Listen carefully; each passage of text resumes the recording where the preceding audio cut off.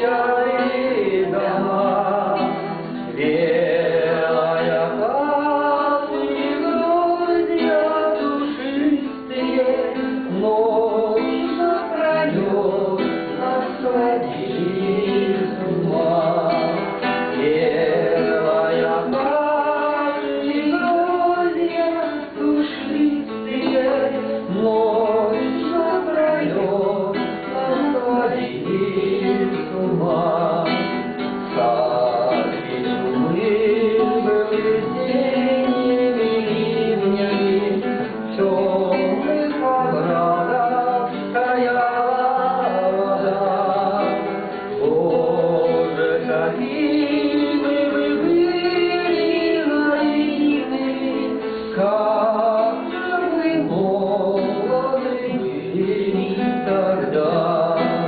Боже, какие мы были наивными, как мы молоды были тогда. Вот и промчались седые наш белая, где чистота этих веток живых, только зима да метель белая напоминает сегодня о ней. Только зима да метель белая напоминает сегодня о ней. В час, когда ветер бушует неистово, с новою силою чувствую я, белая хата и грозья душистые, неповторимы, как юность моя. Белая хата и грозья душистые, невозвратимы, как юность моя. Владимир Новиков, «Птица белая». Я птицу белую поймал, ее крыло в руке дрожало, но я тогда не понимал, что ей моей ладони мало. Я подобрал ее в цепи, она к небу, она упала. Ей притяжение земли лететь обратно не давала. Низкие были потолки, я вместе с ней ходил по крышам и приучил целовать с руки плоды своих четверостишей. И поднимая на руках ее испуганное тело, я унимал ей дрожь и страх, чтоб не бояться она летела. Я говорил ей: здесь твой дом, уже никто тебя не тронет. Она со сломанным крылом лежала на моих ладонях, но безвозвратно время шло, и для ее освобождения я залечил ее крыло и память первого побег. Мне так хотелось ей отдать все землю птичьего полета,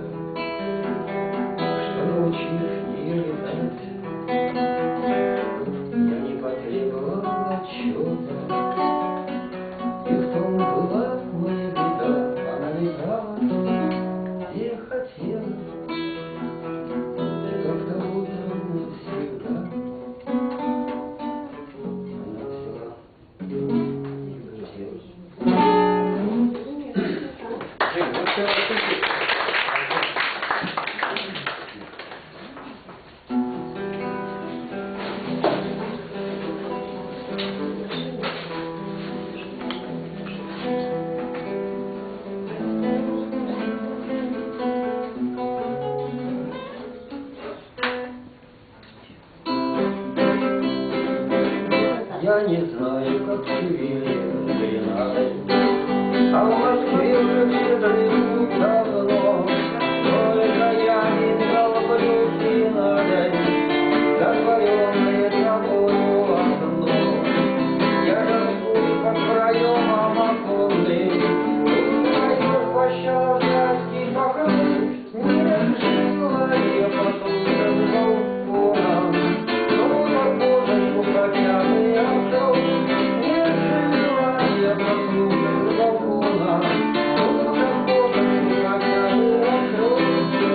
Я мужчина исключительных качеств, не разбратник, не болтун, не шалун, но мечтаю о том задурачать в океанской клинике я жду.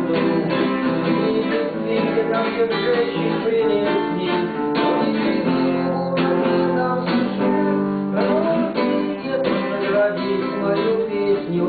И тогда хотя бы там удачи, нет наградить мою песню. И тогда хотя бы там удачи.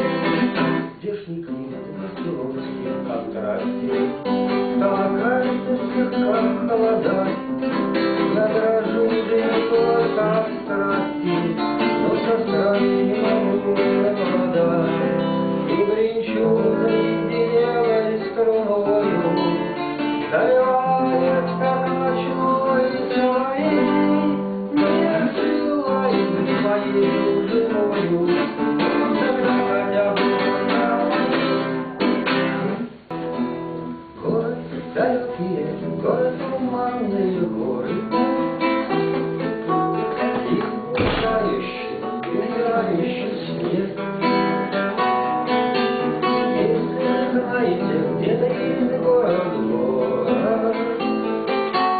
если вы помните, он не для всех, не для всех. Странные люди заполнили весь этот город. Мысли у них поперек и словно поперек. И разговоров они признают только споры. И никуда не выходит оттуда дорог. Вместо домов у людей в этом городе небо. Руки любимых у них вместо квартир. Я никогда в этом городе не был. Я все ищу, и никак его не найти. Если им больно, не плачут они, а смеются. Если им весело, видно, хорошие пьют. Женские волосы вьются. Сильно устроено, я иногда приходил через весь этот город. Не увидеть, а я его не замечал. Ни за молчанием, ни за разговором. Шел я по городу, и не повстречал. Поездом мне не доехать, и самолетом тем более не лететь. Он дрожит, вот откликнется эхом. И я хочу еще, и мне надо успеть.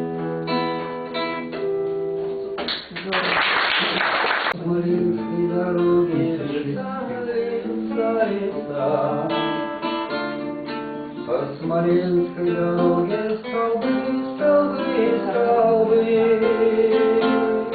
Над дорогой Смоленскою, как твои глаза, где холодные звезды голубых моей судьбы. Над дорогой Смоленскою, как твои глаза, где холодные звезды голубых моей судьбы. По Смоленской дороге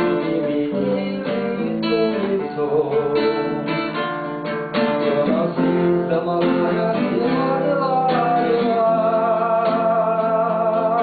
Может, густо надежнее рук твоих колесо, покороче, наверно, дорога не легла. Может, густо надежнее рук твоих колесо, покороче, наверно, дорога не легла. По Смоленской дороге леса, леса, леса. По Смоленской дороге совы гудят, гудят. На дорогу Смоленскую, как твои глаза. Две вечерние звезды голубые глядят.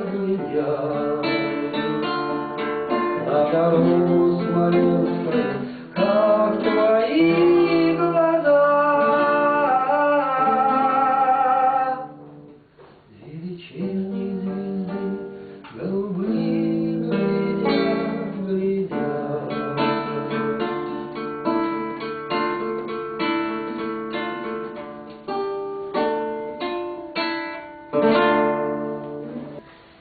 Не пылают хаты, не гремят мечами, и не вся Россия дальше за плечами.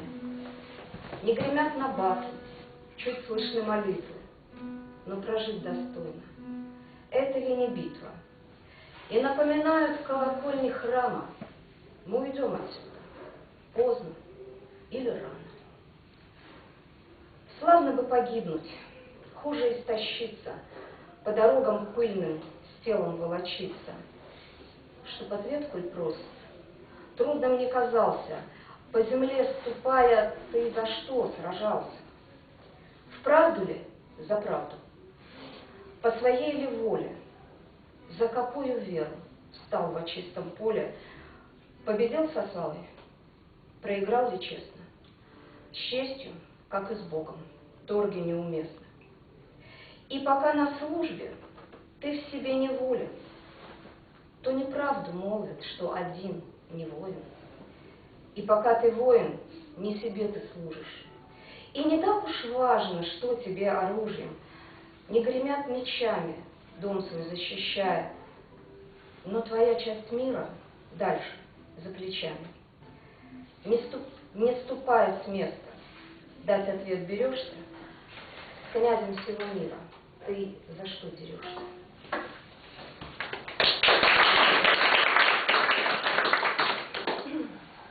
Ну, а сейчас песня одного из моих самых любимых современных авторов, это Юрий Лорес. Ты не думаешь, что кто-нибудь вспомнит потом о тебе? Из естественных наших желаний немало нескромных. Только ангел рождественский будет играть на трубе над заснеженной белой Москвою тебе незнакомой.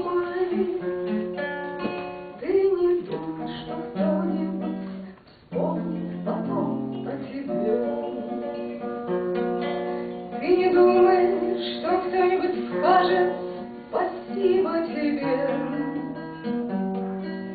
По старинке на кухне московской споет твои песни.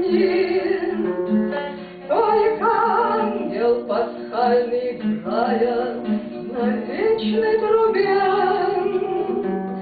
возвестит нужный час и воистину скажет: воскресни. Ты не думай, что кто-нибудь скажет спасибо тебе. А на Преображение целую ночь до утра будут ангелы петь над Москвой православные гимны. И всю жизнь пред тобой две чаши для зла и добра. Перепутаешь их, этот мир непременно погибнет. Ты не думаешь,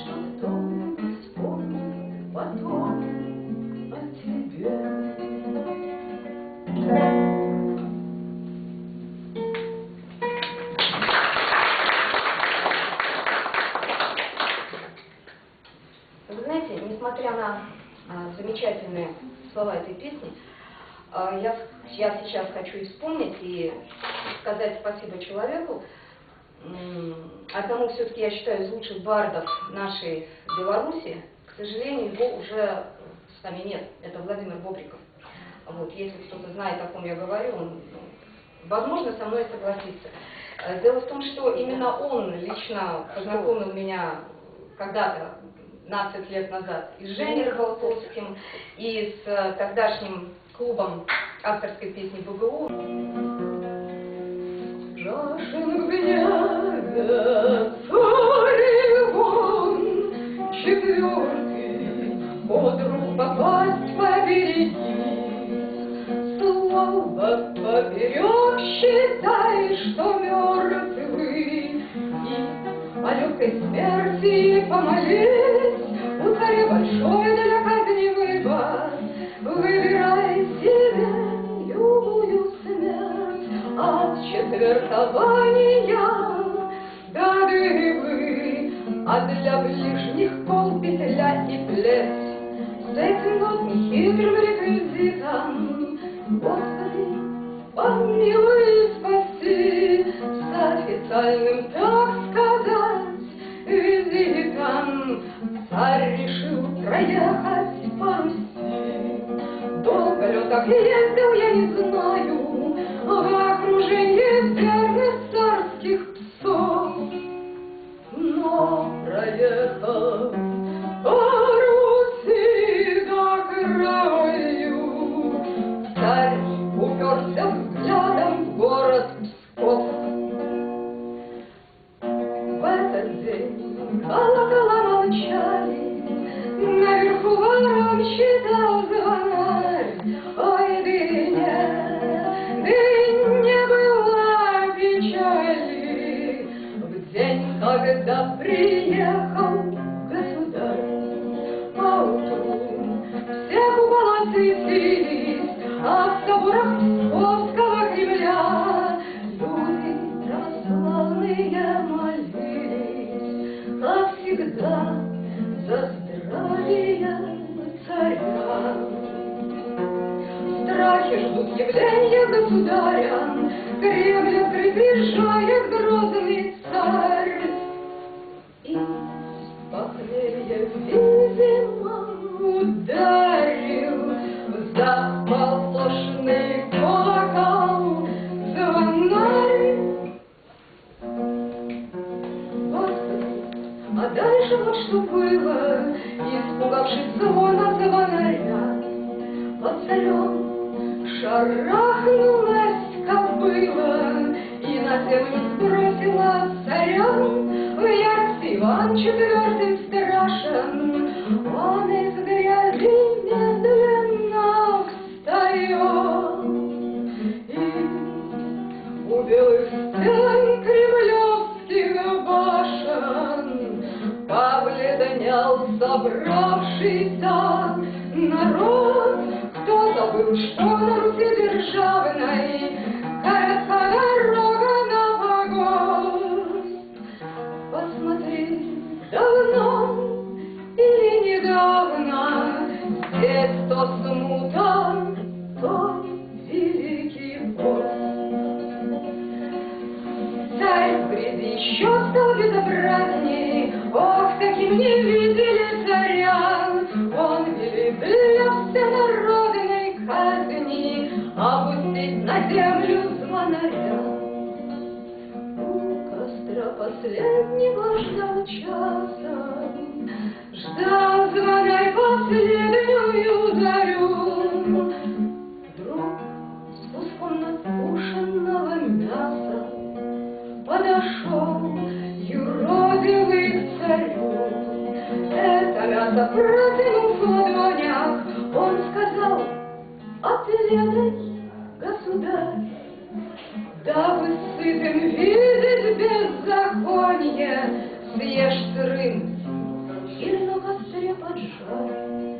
Услыхав такое в Божьем храме, царь вскипел, и было слышно всем, как сказал Иван: я христианин, подняться в постный день, и я не ем.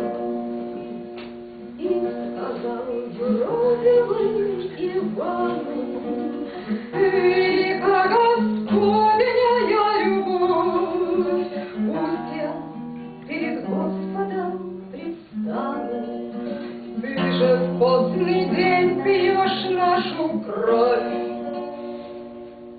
Был наш царь Иван богобоязнен, истово молился по утрам, и, смутившись, отменил все казни и пошел за покаянием в храм.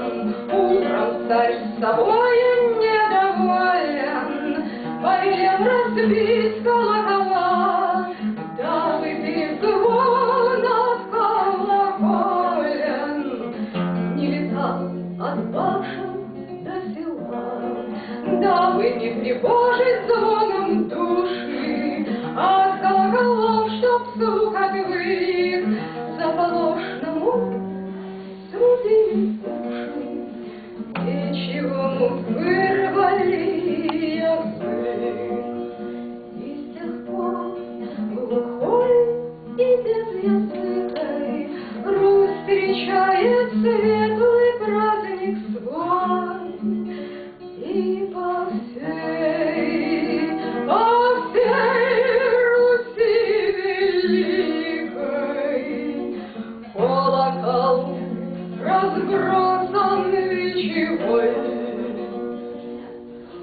А лет 5 спустя при полном сборе псковской знати мастеровых Николай юродивый похоронен был среди святых. Жены мне убитых голостили из ветеранов на Руси. Господи, юродивых прости, защити, помилуй и спаси.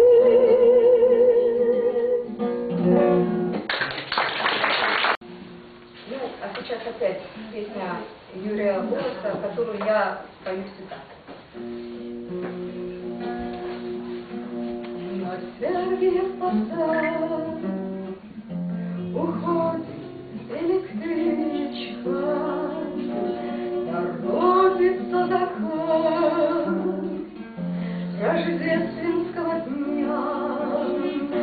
Все люди на земле, и братья, и сестрички, посмотрят на меня, как будто не родня, посмотрят на меня, как будто не родня. На скрипу долгов перемешал, рассеял, кто избран, но не свят, кто грешен, но спасен. Зимою спит земля и движется на север, на Сергиев посад, что снегом занесен, на Сергиев посад, что снегом занесен. Он снегом занесен, но так замотать в книгу, что пишут на земле, читают в небесах, чтобы поднять главу спасающему лику, чтобы найти себя в едином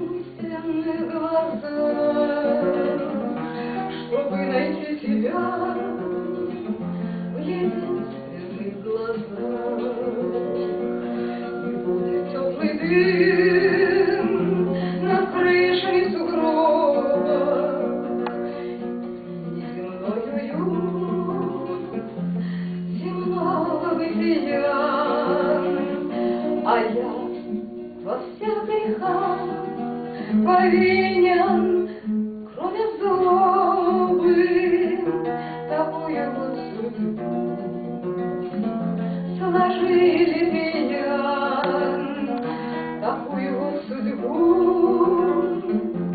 сложили меня. Помилуй меня, брат, прости, сестричка, все подают года и тянут нас назад в рождественский закат. Уходит электричка на Сергиев посад, на Сергиев посад, на Сергиев посад, на Сергиев посад.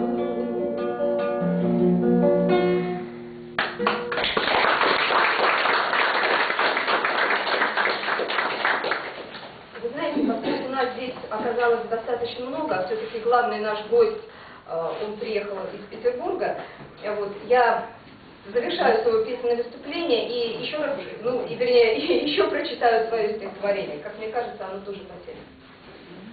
Глянула в глаза осень, но взгляд отводить нам ли? Нам ответ держать, коль просят, время собирать камни. Обглодала жизнь люто, но судьбину клясть бросьте. Вновь в распахнутом окне утром время собирать кости. И зашла душа дымом, кто из чаши сей не пил, но от слова в жилах кровь стынет. Время собирать пепел, из него вспарит феникс, да из чаш вино хлынет, а полет его дерзок, время расправлять крылья. Выгнулась судьба луком, хоть что впереди млечен. Колокол звучит гулко, время собирать вечер. Старая глядит строго, но взгляд отводить нам ли? Нам еще здесь храм строить, значит, время собирать камни.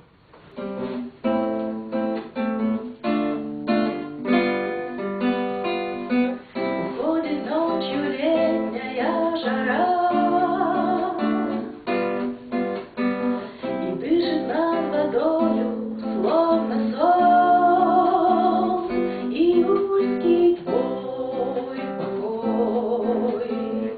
О, лето, июльский твой покой.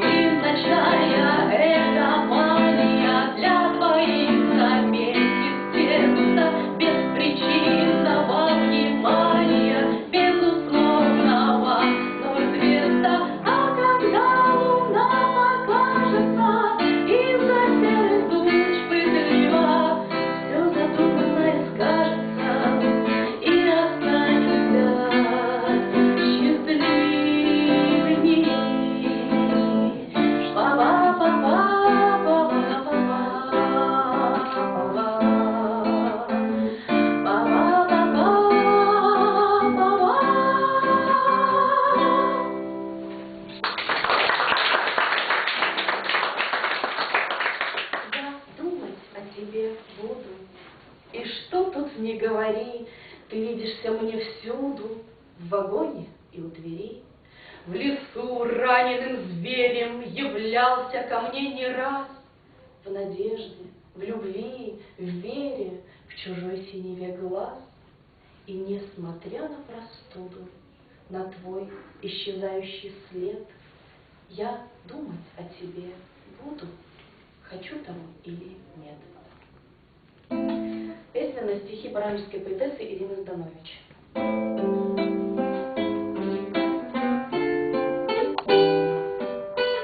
Рисовала весну на окне, мне зимой ее не хватало, а жила на продрогшем стекле и запела, и защебетала.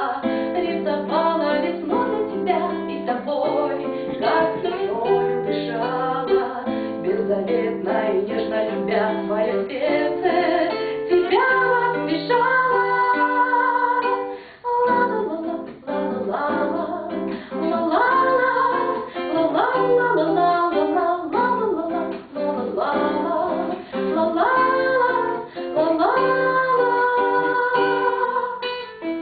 Не обманешь природу, поверь, мы потратили чувства на краски, по стеклу достучала капец, смывая печати и маски, рисовала рождение тепла, солнца луч вместо кисти в ладони, и весна быстро переплела наши мысли и руки, и ссоры.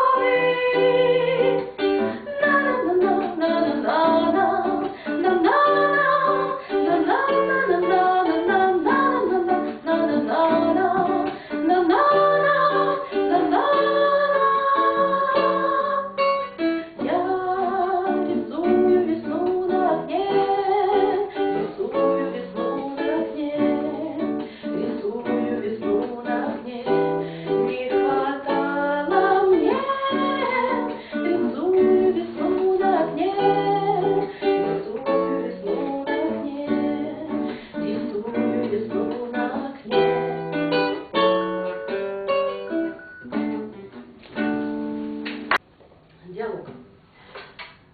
Снова дралась во дворе. Ага. Мама, но я не плакала. Вырасту, выучусь, но на века. Я уже в ванне плавала. Боже, не девочка, а беда. Сил моих больше нету.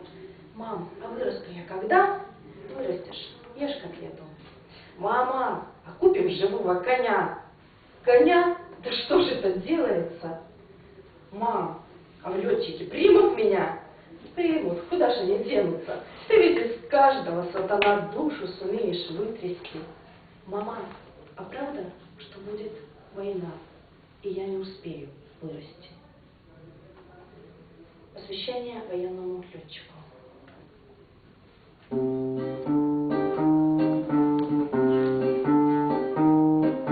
Где тебя носит друг? Где тебя носит брат? Ты посмотри вокруг, ты непростой солдат.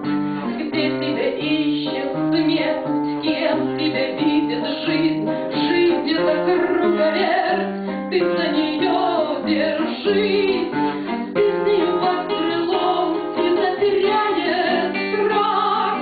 Ты в небесах бывал и при других ветрах.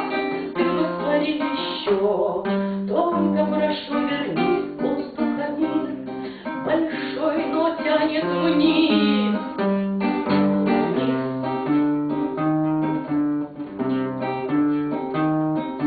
Небо без песен, мрак, белых моторов, гул. Если настигнет враг стаей морских акул, то без них нельзя.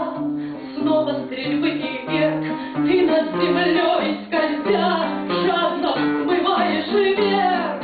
Словно против страх крылья несут твои. Ты ведь видал не раз, ты ведь видал не раз и пострашней бои.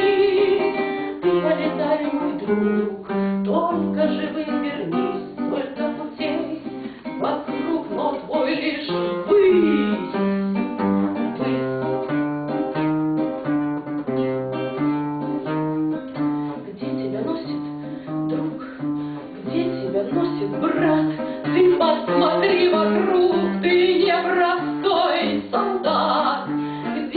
сердце ищет смех. Кем тебя кипит жизнь, жизнь это круговерт. Но закружила вниз, вниз.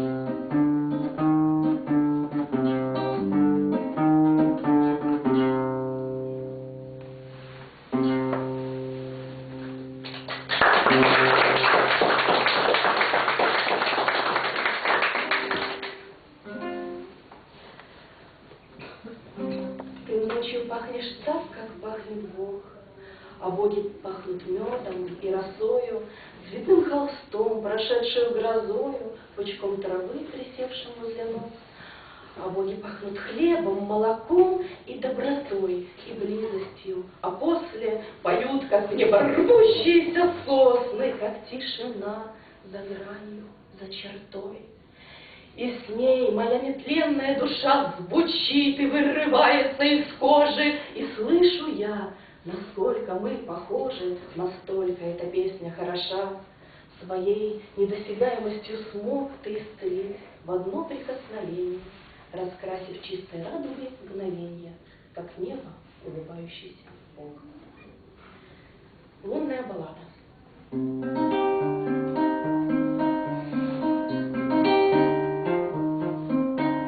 Теплым сентябрьским дыханием согрев, волны к небу на колени присев, тихо прошепчет, что ей уже легче совсем. И поцелован соленой волной заговорит он с безмолвной луной, втайне надеясь, что она слышит его. Что она слышит, что она дышит, и, прорезая холодную ночь, взглядом бессмертным смотрится в небо, через луну слыша мысли его. Слышишь, душа моя, я тебя знаю, как будто не первую жизнь на земле. Стану, мой милый, я твоей силы во мгле. И встрепенется седая луна, ведь не видала такого она, чтобы двое с земли на нее дотянуться могли. Мыслями тонко, как солнечный свет, он ей опять посылает привет. Она понимает, ему посылая ответ. Знаешь, хороший, я тебя кожей чувствую даже за 1000 верст. Знаю, родная, мне рассказала эта луна миллионами звезд. Счастьем горящим и настоящим участи небо желает иной. Странная сила соединила вечные души под белой луной.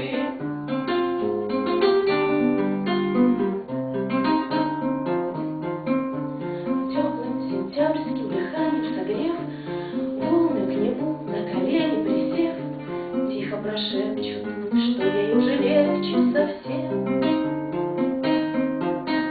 И поцелован соленой волной заговорит он с безмолвной луной. Он говорит, и она слышит его.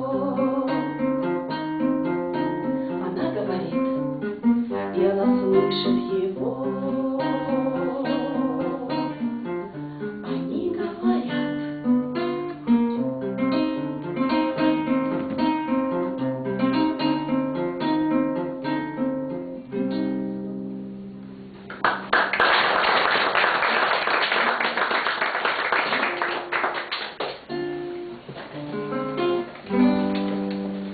На траве, укрывшись следом, засыпают тени лета, но рассказывать про это не велят. Затянули паутиной дремлют краски на картине, на которой даже в зиму листопад. Мокрыми, мокрыми, желтыми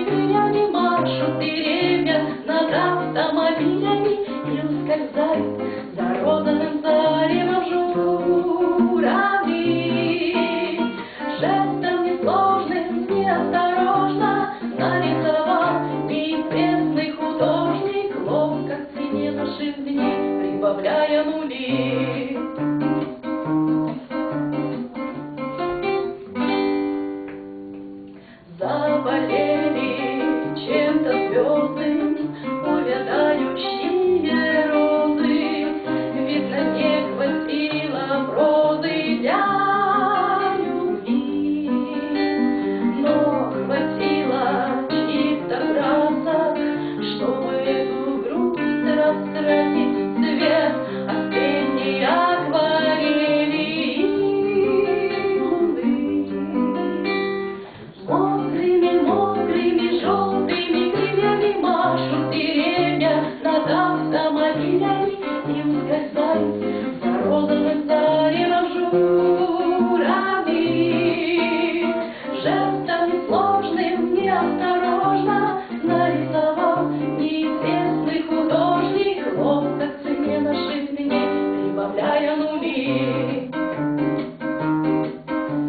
Жестом несложным, неосторожно нарисовал неизвестный художник ловко к цене наших дней, прибавляя нули.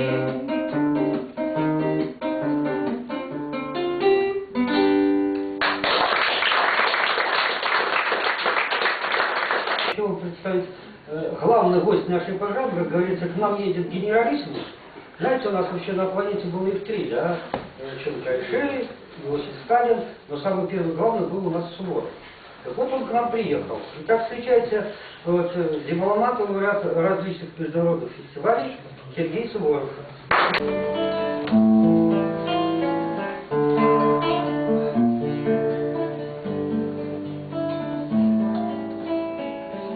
Отложим назад от забот, которых погоны.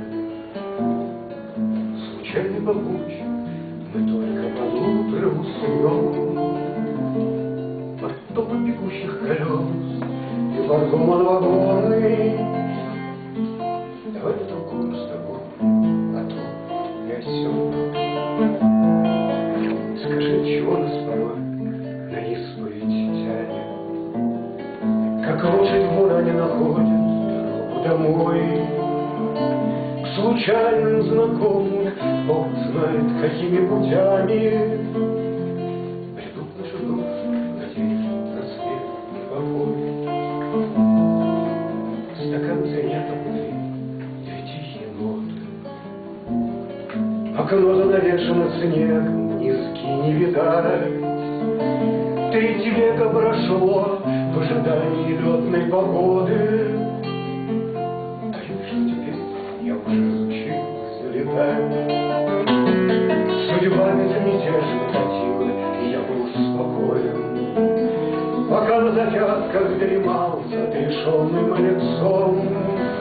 И кто ее правил, и как же случилось такое, что я невзначай угодил в ее колесо. Мне раньше почнуться, хотя бы на долю минуты, пугает ночами надежд моих нищенский вид. И жизнь миновала, пока дожидался дебюта. И голос как прежде, говорят, уже зазвучит. Зайдешь на кухонку устать, по крышу сугроба, и, может быть, вспомнишь о том через 1000 лет, как ночь коротали и как потеплели мы оба. Когда наши души, обнявшись, летели на свет, как ночь коротали и как потеплели мы оба. Когда наши души, обнявшись, летели.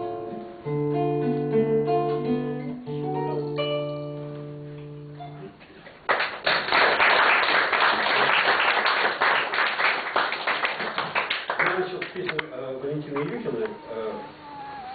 Дело в том, что я изначально любил петь хорошие песни, потому что для меня всегда загадкой было, как люди пишут тексты, сочиняют песни. Я считал, что это простому смертному недоступно. Года 3 назад я сам вляпался в это дело, и теперь как-то очень занудливо начинаю читать стихи даже великих поэтов. Вот. И песни тоже так. Но тем не менее, все равно у меня осталось деление как раньше в одном из старейших клубов Питера, в Меридиане, говорили, лучше петь хорошие чужие, чем плохие свои. Вот, поэтому я так обычно делю, да, и начал с хороших песен. Вот я немножко это продолжу. Вот 2 песни хочу. Я специально не готовил программу, потому что я пафосным концертом, у меня был большой перерыв, лет 25, наверное, в 85 году. Я как-то отошел от авторской песни, только в 10 году что-то меня черт вернул опять в это дело вляпаться. Вот. Я с интересом на все это смотрел, пропустил большой кусок, изучал как бы всех авторов и находил для себя какие-то моменты такие интересные. В данном случае 2 песни. Первая песня очень из того времени, Юрия Висбора, очень старая песня, известная.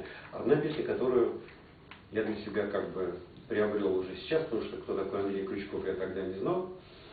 Вот. Сейчас я знаю этого отличного композитора, который хорошие стихи писал, великолепные песни, к сожалению, нет сейчас с нами. Но мне эти 2 песни, как бывшему учителю и психологу, интересны тем, что, оказывается, мужчины и женщины, я всегда считал, что мужчины и женщины не очень сильно отличались. Это придуманы очень загадки там о таинственной женской натуре, там еще что-то. На самом деле, в основе мы просто все люди. Вот 2 истории, написанные на самом деле, и та, и другая написана мужчинами.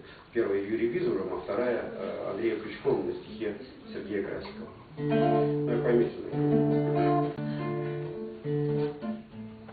Обучай играть на гитаре, ледокольщик Саша Селик.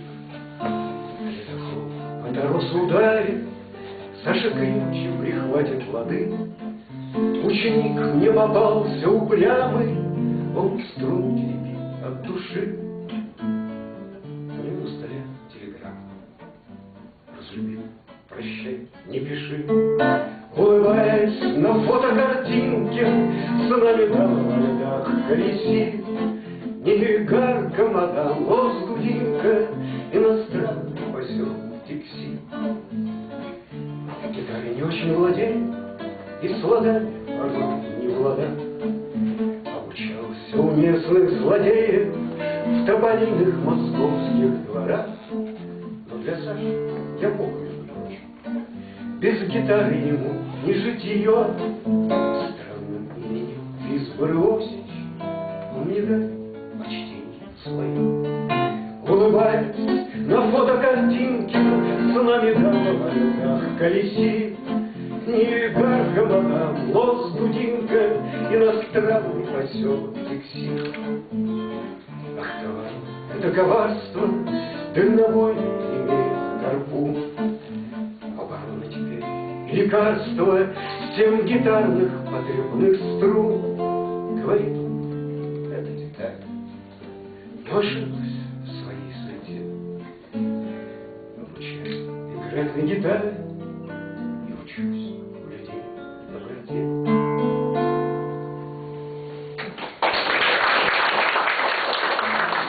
Вот мужская история, а вот это женская история от Андрея Крючкова и Сергея Красикова.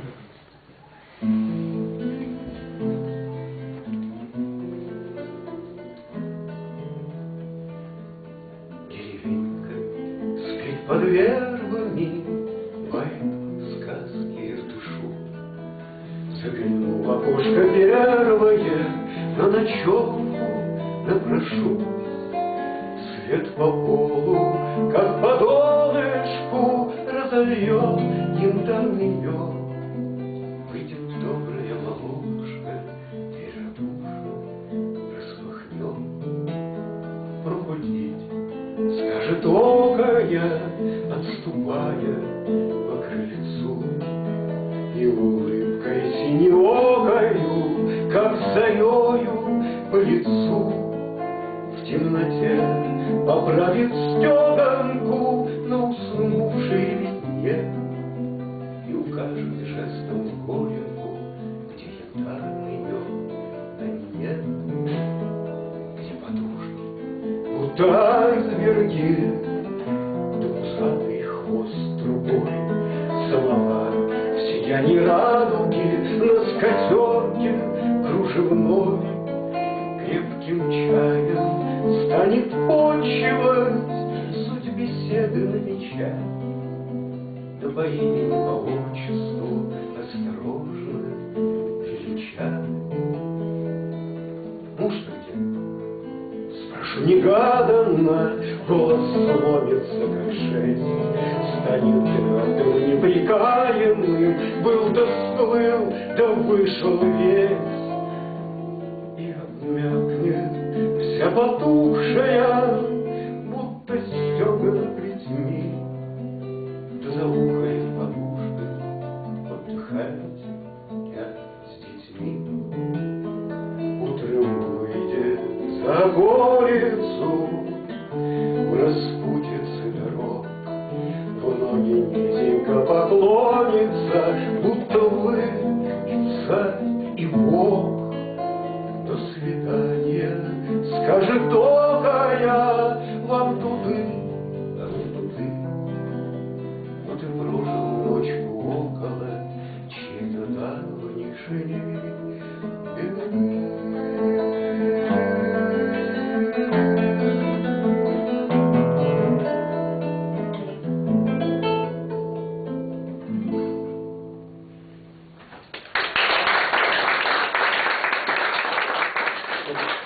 Мне кажется, песня доказывает, да, что не очень большая дистанция между мужчиной и женщиной. А этот год был годом кино, естественно, и бардовское все движение, оно тоже не могло не поддержать это. И пришлось вспомнить много песен старых, хороших. В частности, я открыл для себя, когда я начинал в конце 1979 года, я начал, на самом деле, меня в это дело втянул. Я от родителей как-то пел русский народный романс, романсы, русские народные песни, советскую эстраду, там, Утесов, Эрнест, вот. А я встретился в Сибири на шабашке, ну, типа стройотряда была университетская, с таким великим исполнителем авторской песни Алексеем Бруновым. Вот. Он меня подсадил на этот наркотик, но тогда отношение в авторской песне было советская эстрада, фу, гадость. Даже Высоцкий издевался над этой песней, например. Ну что, говорит, за слова такие? Я могла бы побежать за поворот, я могла бы побежать за... 10 раз повторяет, ужас, не слова, а ерунда какая-то. Вот. Но я в душе так и не поверил. А сейчас барды как-то поют и романсы, и эстраду советскую с большим удовольствием. И выяснилось, что на самом деле там очень много поэзии действительно настоящей. Для меня было откровением, наверное, я сейчас просто не буду ее, потому что все равно не перепеть за короткое время. Наверняка вот помните, Цветы пели песню, вот это, какую песню спеть тебе, родная, да, «Спи ночь в июле». Товарищи дорогие, я обалдел, когда узнал чьи стихи. Ну, слушали, да, Цветы, не знаю. А это великий поэт, который ни строчки по-русски не написал, и все его знают, Расул Гамзатов. Вот. А я хочу, да, немножко так, чтобы отвлечься от грустных тем, песню из кинофильма вспомнить, который мы в свое время советской еще очень любили из-за такой смачной строчки в первом куплете. Я думаю, вы поймете, за какой.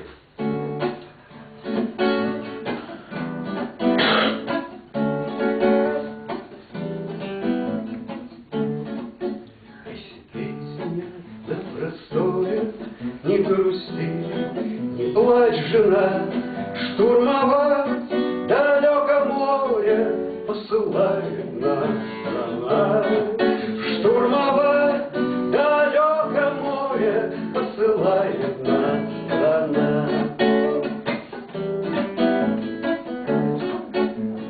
Берег невидимый бьется сердце корабля. Вспоминаю о любимой у послушного руля. Вспоминаю о любимой у послушного руля. Буря, штормы, ураганы, ты не страшен океан. Молодые капитаны поведут наш караван. Молодые капитаны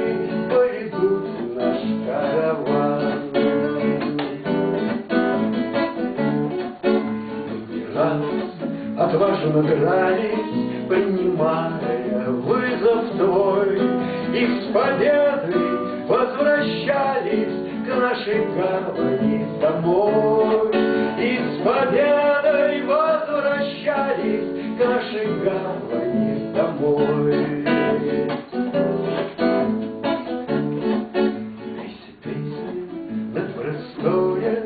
Здравствуй, милая жена, штурмовать далеко море посылала нас страна.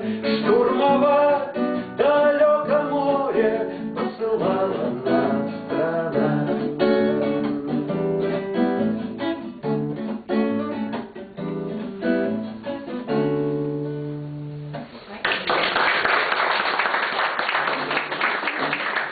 А еще приходится сделать то, что за эти 5 лет, когда я смотрел, что происходит, у меня первые ощущения были, и сейчас они меня на самом деле не покидают, но я уже немножко адаптировался.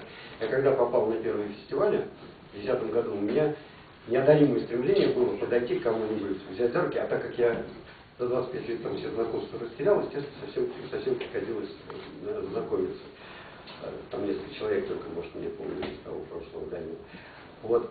Мне было неопределимое желание подойти и спросить: ребята, а где здесь какую-то авторскую песню? Я что-то привык к Висбору, к Кукуджаве, и когда там услышал, да, всякие эти босановы, джазы и прочее, вот, для меня как-то, ну и на самом деле очень много того, что пренебрежительно называется шансоном, хотя жанр такой вполне себе очень хороший, это у нас он стал блатным таким, вот.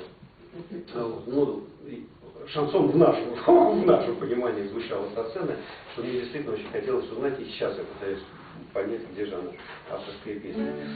Хотя, наверное, она где-то из многих... Песня вообще загадочная такая вещь, непонятно, как она появляется. Некоторые апологеты авторской песни говорят, это поэтическая песня, врут. Как здорово, что все мы здесь сегодня собрались, но нифига там поэзии нету. А песня поется. И таких песен очень много, где нету поэзии, а песня поется.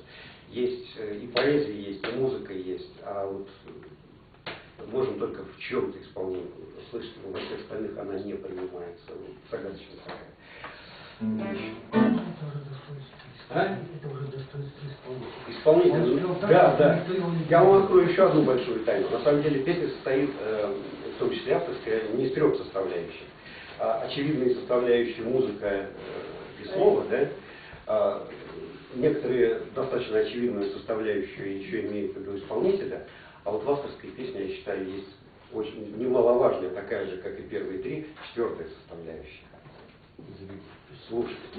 Да, слушайте. Вот далеко не всем хочется, например, петь какие-то душевные песни Висбора или Акуджавы. В ресторане их не хочется, например, петь, когда там народ сидит, жует, там пьет водку. Вот.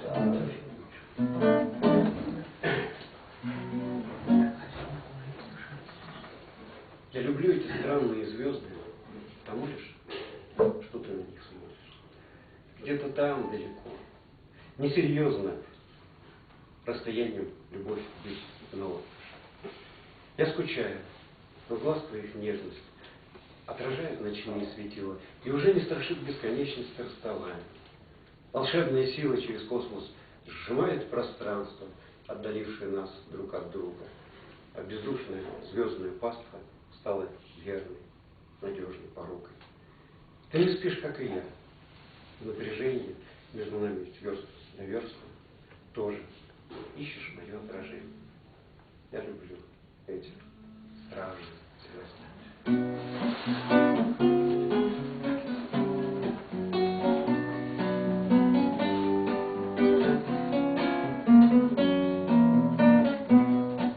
Не спеши любовь измерить чистотой пустых признаний, ведь слова легко поверить средь душевных ликований. Но слова немного значат, в этом деле не понять. Просто жалкая подачка, фантике давно понятно. Разлюбить такое слово в словаре отыщешь всяко, только жизнь глядит сурово и считает это браком. Полюби, разлюби, как все просто. Изначально вы, конечно, говорили, что до смерти и в печали.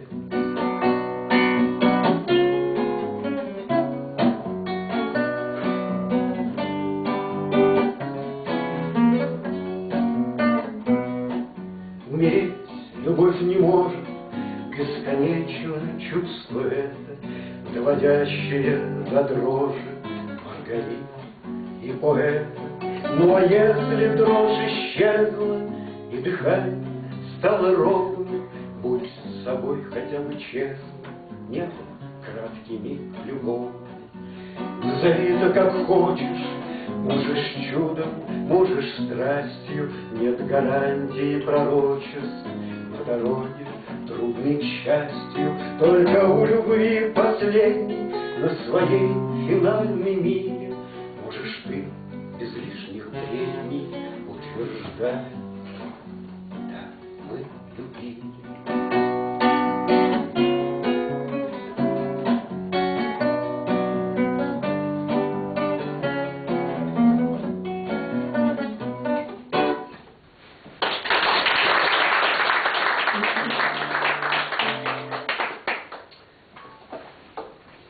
Поделюсь я, дело в том, что я и детям рассказываю, и на самом деле это совершенно известная вещь. Любая песня, так же как стихотворение, должны как-то отстояться, какое-то количество раз пропеть. Поэтому всегда очень страшно, но когда-то нужно начинать чего-то такое новое. Вот. И вот практически как дебютный такой вариант песенки.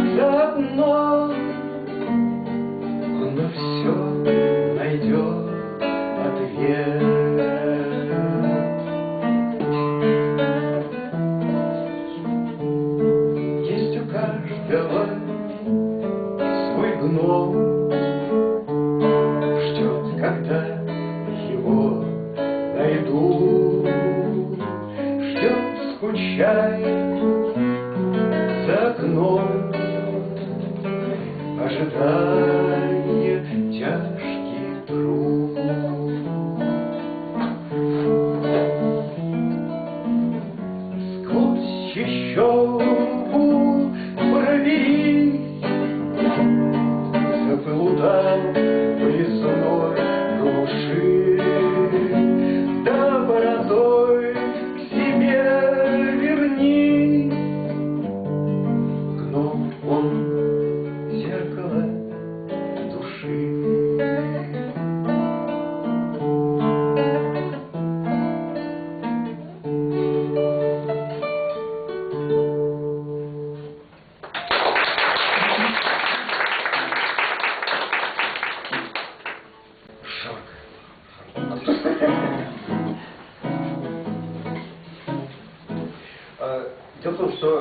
я не просто так вспомнил и про свои ощущения по поводу современной авторской песни. На самом деле меня как-то немножко сдвинули. Ребята молодые, мне очень нравится, у них не только энергетика. Реактивно не надует. Там окно, там дверь открыта. Если мы здесь откроем... Да, будет понятно. А чуть-чуть. Сейчас вот концерт закончится, мы просто будем перерыв, да? Вот. Дело в том, что очень много молодых авторов, они действительно с ними тяжело соревноваться. У них музыкальное образование, как минимум училище, а то и консерватория. У них за спиной литературный институт Горького. Вот. Но я немножко тяжело к этому отношусь по одной простой причине, потому что у меня авторская песня еще к одному неудачному названию этого жанра сплетается вместе, я так через тире их пишу. Не просто авторская песня, а самодеятельная песня. Да, и КСП были самодеятельные. То есть это то, чем люди занимались для души, а не для зарабатывания денег. Профессиональное — это не то, что человек делает качественно. Авторы Висбор, там, Городницкий, Дольский, они все делали тоже качественно, хотя были самодеятельными.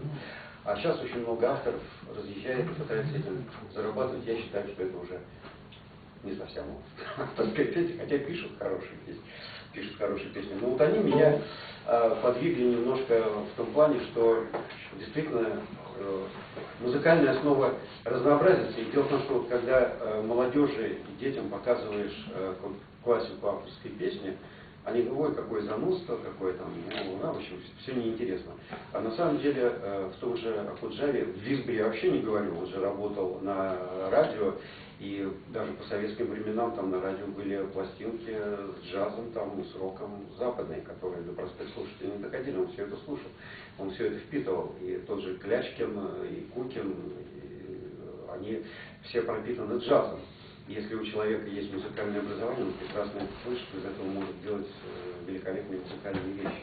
Другое дело, что они в силу того, что у них не было специального образования, не раскрывали это музыкально, это могут сейчас с аранжировками делать, там, со скрипкой, с оркестром. Вот песня Юрия Кукина, по-моему, она 58-го года. Ее очень редко поют.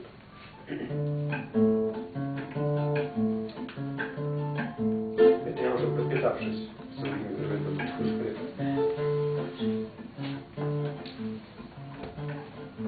говорили мне, мол, не люби,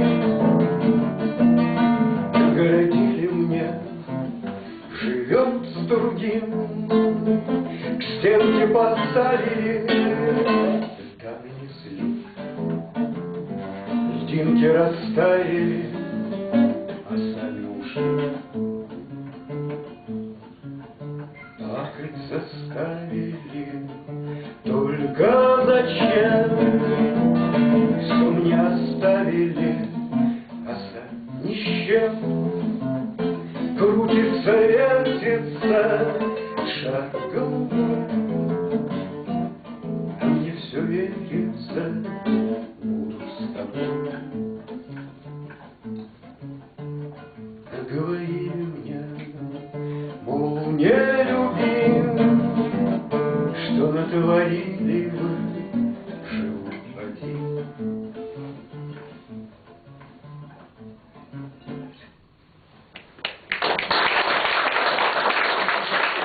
Я не знаю, может быть, самодельно, но вроде как вот по сравнению с этим она там немного музыкально проигрывает, с другой стороны, вроде как не совсем то.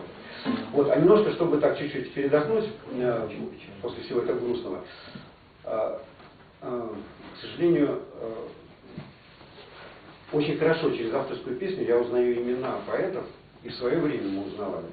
Как бы Бродский бы свою нобелевскую физиономию не корчил, но половина Советского Союза, по крайней мере уж половина Питера, фамилию Бродский узнали от Клячкина, благодаря его песням.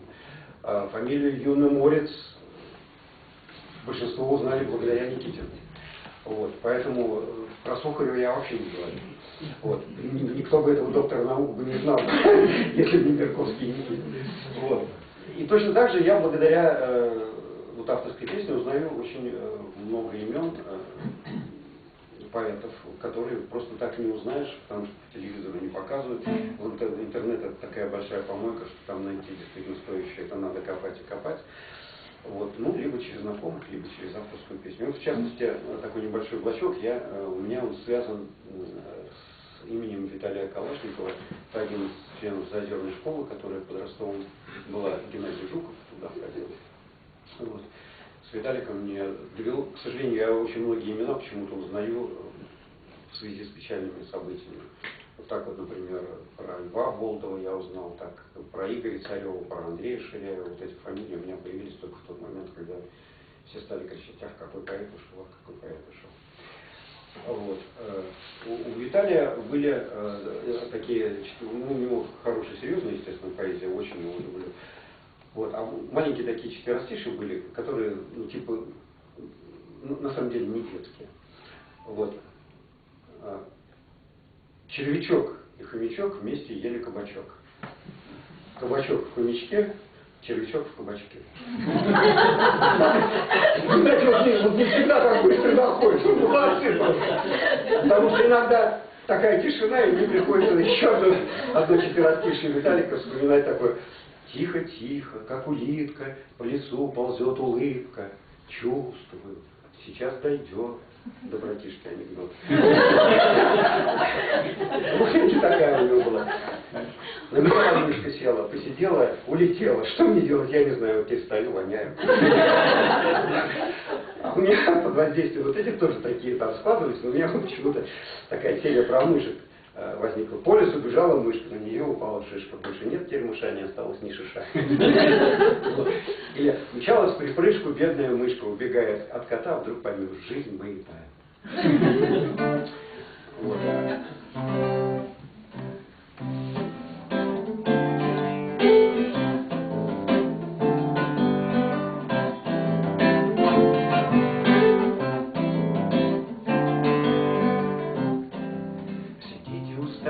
Все звери устали, закончился сон, закончился день, бессонными стали тюлени олень, запела слониха, похрапывал сон, слоненок спал тихо, слоненок спал тихо, слоненок спал тихо, подглядывал сон.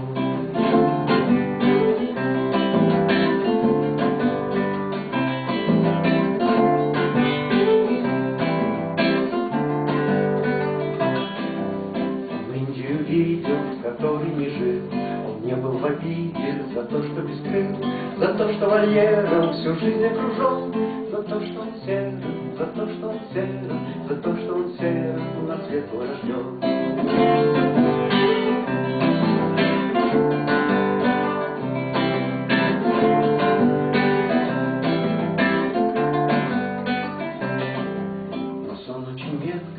Мастер на все, волшебной рулетки пустил колесо, и чартерным рейсом взял курс на Кирджат, без шума, без пресса, без шума, без пресса, без шума, без пресса и без багажа.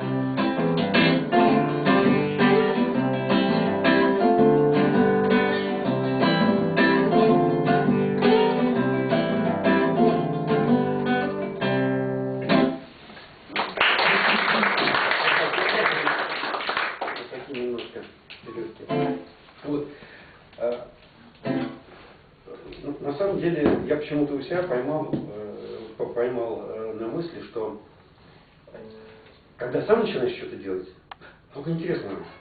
Когда по ту сторону баррикады оказываешься, много интересного. Так смотришь на них, как на небожители, откуда они берут эти слова, там, откуда берут песни. А когда что-то там сам гулять начинаешь, открываются какие-то механизмы такие интересные. И много переосмыслить начинаешь. Например, для себя я переосмыслил такую вещь, почему нас в школе неправильно учат. В школе учат на уроках литературы великой фразы: автор в данном произведении хотел сказать. Никто не знает, что хотел сказать автор. Скажу больше, автор даже сам не знает, что хотел сказать. Может быть, автор, когда слушает, я я только сейчас открыл для себя эту песню. Гениальность гения состоит в том, что вот он что-то пишет, какую-то историю, а на самом деле получается настолько многослойно, что каждый раз и каждый для себя открывает там что-то новое. И произведение, на самом деле, любое произведение, что картина, что кино, что музыка, что стихотворение, и другую прозу, это только то, что мы с вами видим. Когда автор: нет, вы не поняли, что я хотел сказать, иди отсюда. Все, что мог ты сказать, ты нам вот отдал, а теперь забудь. Да, вот мы смотрим, что мы там увидим, вот то оно и есть. Если ты хотел другое сказать, пойди перепиши. Вот. Вот это такой первый момент. Второй момент для меня тоже был интересным таким откровением. Вот эта великая фраза «ни дня без строчки». Я в школе себе представлял, что встает, гений встает, выпивает кофею, выходит в кабинет, садится, берет чистый лист бумаги и пишет, да, там кусок «Войны и мир», там, я не знаю, там самое, «Братьев Карамазовых», там пару страниц обязательно, и в итоге там в конце, там, через полгода, через год появляется там гениальное произведение. Нет, на самом деле смысл вот этого «ни дня без строчки» состоит в том, что если вы хотите поддерживать здоровье в порядке, нужно каждое утро делать зарядку. Если вы хотите работать со словом, вы должны каждый день тренироваться. Хоть что-то написать. Неважно, выкинули, порвали, забыли, но со словом нужно поиграться. Если вы хотите играть там на инструменте, вы должны каждый день потренироваться и гамму поиграть. Вот точно так же со словом нужно поиграться. И вот таких вот мелких вот открытий очень много вот интересных как бы возникло. От этого интересно становится, но с другой стороны, вот много читаешь и слушаешь, и думаешь, наши вот великие все там, ну, скажем, у Куджавы меньше, но если там взять, там, не знаю, там, Матвееву, Якушеву, Визбор или еще что-то, у них местами в песнях такое. Думаешь, господи, они же со многими своими великими песнями не прошли бы дальше первого тура на некоторых фестивалях. Нынче вообще бы не прошли. Вот. А песни, как вот я говорил в самом начале, они, конечно, великолепны. И вот у меня тоже еще вот одна такая вещь возникла, что песня — это удивительное вот это сочетание, непонятно из чего она складывается, что когда пишешь какой-то текст и начинаешь его читать, а у меня на самом деле я немножко здесь...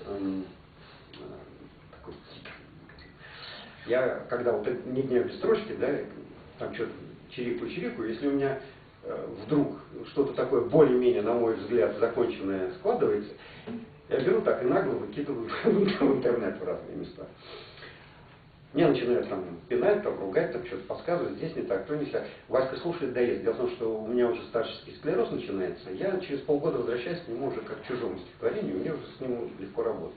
А самое главное, что у меня работа начинается над текстом, когда я его начинаю учить. То есть я решил, что вот это я должен выучить, потому что я хочу его читать вслух. Вот я начинаю его учить, мне в каких-то местах его неудобно учить. Я его начинаю проговаривать, артикуляция возникает, я понимаю, что вот здесь неудобно, тут неудобно, еще находятся новые какие-то слова. И вот после того, как я его выучил, начинаю читать, вот тогда я считаю, что оно более-менее закончено. Меня люди, пишущие, говорят: нет, нельзя, выкладывать можно только до конца сделанное. Кто сказал, не знаю. Вот, я выкладываю не сделанное. Вот, и точно так же с песней. Если я читаю, например, какой-то текст как текст, это одно произведение. Когда вдруг появляется к нему музыка, становится каким-то другим произведением. Это так же, как вот разные постановки, да, какой-нибудь пьесы, там вот Ромео и Джульетта, да, там существует 1000 постановок, они все разные. А Шекспир — текст один написал. Вот. А постановки разные, и каждый имеет право на существование. Также и на этом тексте когда становится. А самые, по-моему, кайфовые песни становятся, когда вначале, либо одновременно, либо когда музыка все-таки вначале появляется, а потом дописывается более-менее внятный текст. Вот ситуация аналогичная. Вначале песня появилась, ну, причем интересно, я всю дорогу ехал, там целый месяц ездил по разным точкам, ехал и слушал, мне одна песня очень понравилась, причем не бардовская совершенно. Я ее слушал, и что-то стал наигрывать, очень похоже на это. И потом на эти слова вдруг мне показалось, что вот эта картинка рисуется в этой мелодии, появились какие-то слова, вот чего-то такое сложилось. И я все в ожидании, когда стал показывать людям, которые эту песню исполняют, которую я слушал в машине, Думаю, они же меня сейчас поймают, что это плагиат. Смотри, нет, не ловят, что плагиат. Я говорю, ребята, а у меня вот Демид, говорит, ничего похожего. Вот бывают вот такие какие-то, да, такие вещи.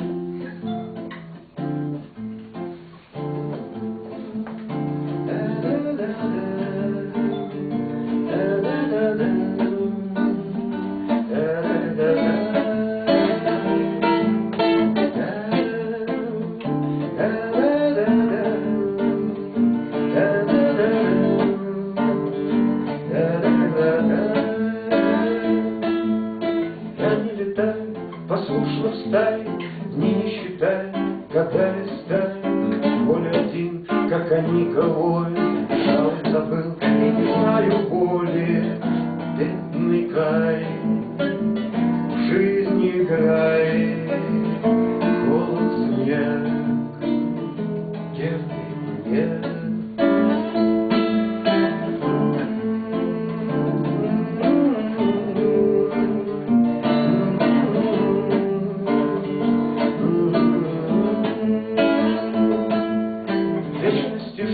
Я сдал экстерн, буквы из динок, собрав примерно, ни королева, ни сердце студит, а дальше что?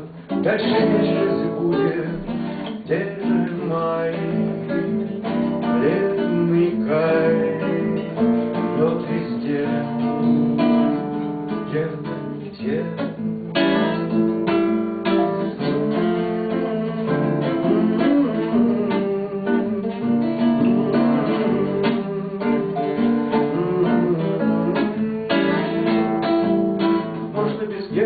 Прожить, наверное, но без любви и тепла так скверно. Пусть батарейка любви не вечна, но без нее моя жизнь вечна. Раны, соль, радость, боль, вещи, сон, где-то днем.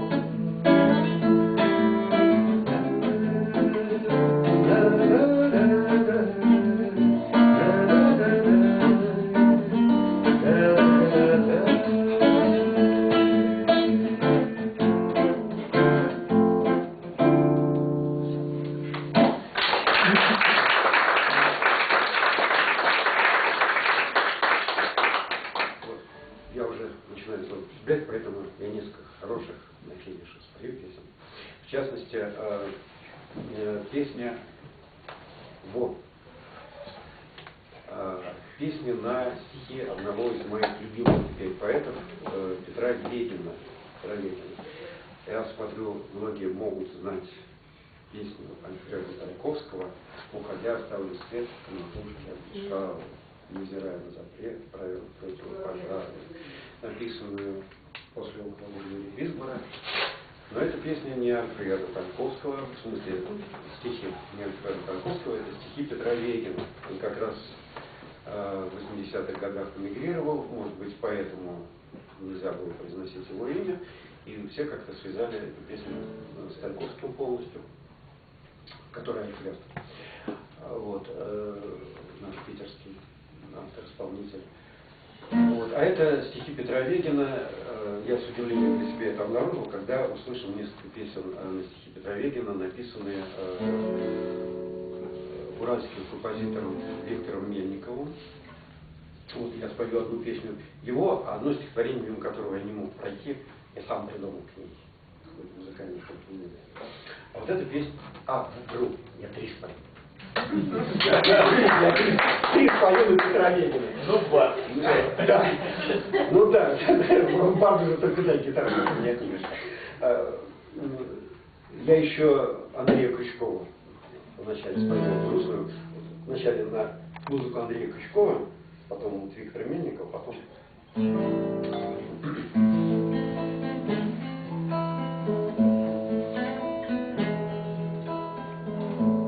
Приучись, придумай что-нибудь, влети в мою каморку,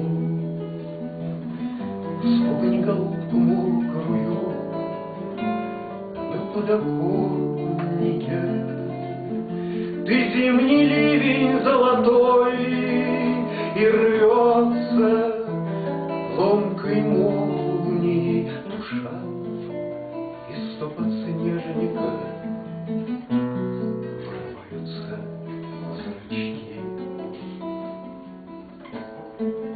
просил тебя любви, я слышал нелюдимо.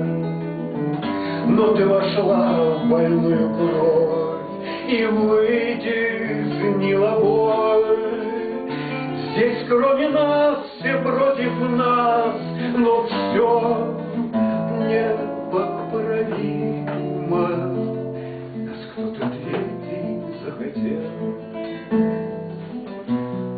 соединить с тобой. Взятый в крепкий переплет, нам боязно, но поздно. Боятся ливни цветов, нелепо для людей.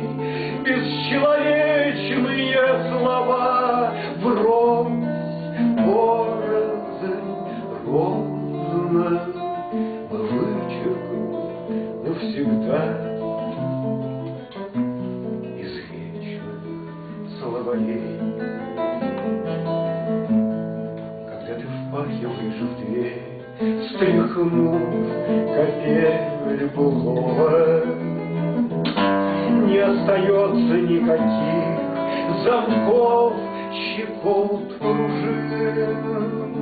И ты дрожащая стоишь в моей пустой берлоге, охапкой всех цветов. Что я за жизнь не заслужил.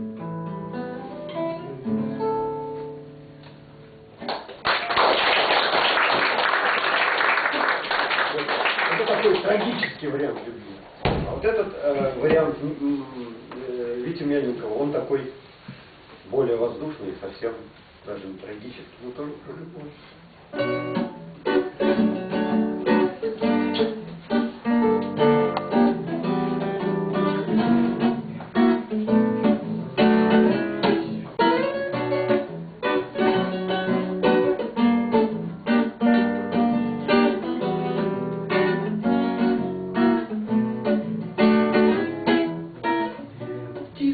Тебя принимают за птицу,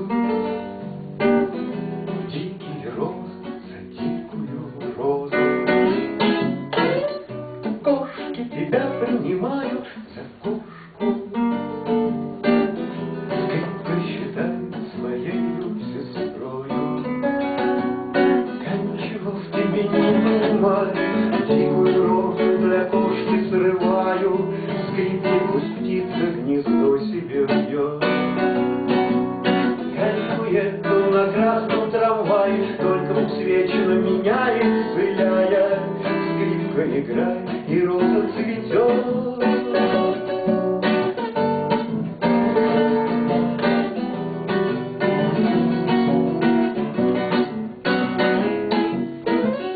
Как в тебе все это может вместиться? Кошка играет на скрипке для птицы. Птица про дикую розу поет. Я не пойму, и никто не поймет.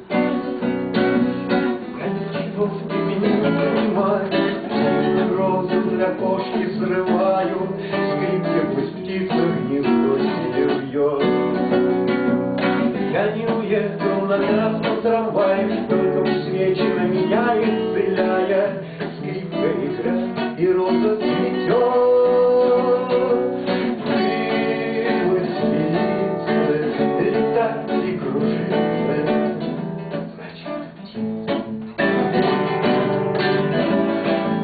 Ты перешла мою жизнь как дорожку, значит кошка. Ой, теряешь, спасаешь от крика, значит ты скрипка. Значит ты скрипка. Но я чего ты не понимаю, дикую розу для кошки срываю, скрипки пусть птица гнездо себе вьет. Я не уеду на красном трамвае, только усвечено меня исцеляя. Скрипка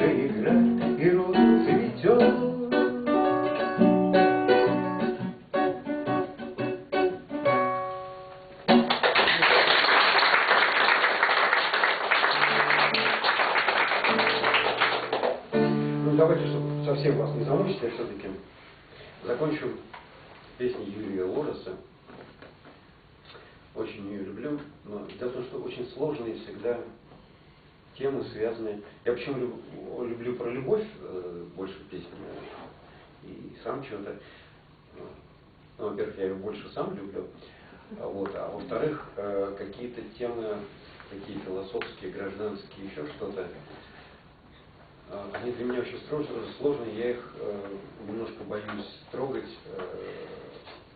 и брать и чужие песни, и самому этих тем касаться, потому что настолько они тонкие, настолько они сложные, и суметь о них правильным образом сказать, это великое искусство. Я, например,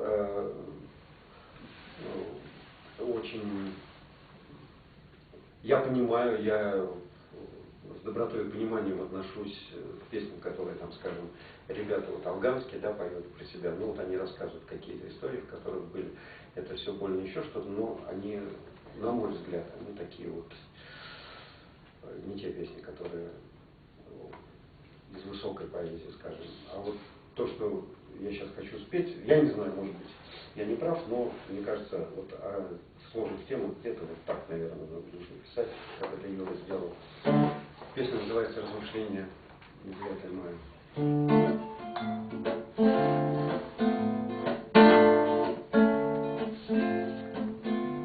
Остаюсь вашим сыном и внуком, и детей будут так же учить. Если люди не любят друг друга, невозможно страну защитить. Это очень простая наука, не нужны ей прицел и расчет. Там, где люди не любят друг друга, на земле трава не растет. И приправленный горькой разлукой, ах, как сладок отечества дым. Если люди не любят друг друга, очень просто стрелять по своим.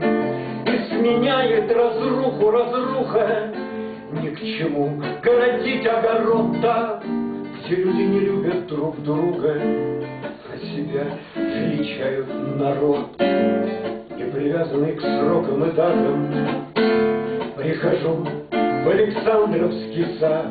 Я хочу поклониться солдатам, тем, что с неба на землю глядят. Потому и не будет нам спуску, что друг другу становимся злей. А солдат неизвестный был русский, и грузин, и казах, и еврей. Остаюсь вашим сыном и внуком, и детей будут так же учить. Если люди не любят друг друга, невозможно страну защитить. Легче быть перелетной печугой, только я почему-то не смог. Там, где люди не любят друг друга, там уходит земля из-под ног.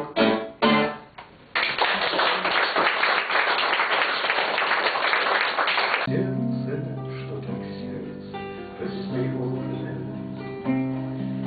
словно ветром тронуло струну.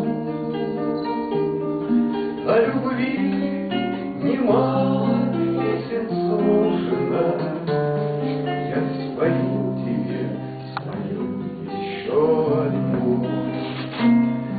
О любви немало песен сложено, я спою тебе, спою еще одну. По дорожкам, где не раз ходили оба мы, я брожу, мечтая и любя. Даже солнце светит по-особому с той минуты, как увидел я тебя. Даже солнце светит по-особому с той минуты, как увидел я тебя. Через годы я пройду дорогой смелой, поднимусь на крыльях синеву. И отныне все, что я не сделаю, светлым именем твоим я назову. И отныне все, что я не сделаю, светлым именем твоим я назову. Посажу я по земле сады весенние, зашумят они по всей стране. А когда придет пора цветения, пусть они тебе расскажут обо мне. А когда придет пора цветения, пусть они тебе расскажут обо мне. Что так сердце встревожено.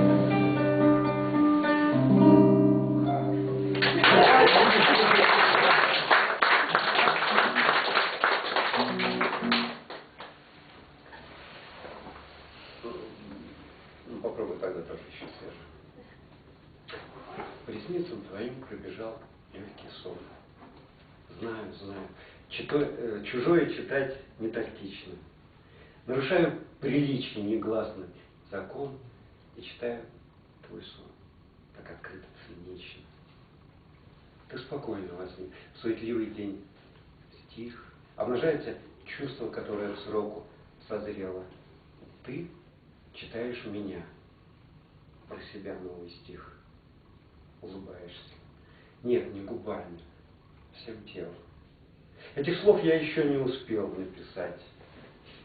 Ты же их наизусть, как свои, без запинки. Вот бы взять да украсть их и спрятать в тетрадь. Шевельнуться боюсь. Издуваю пылинки.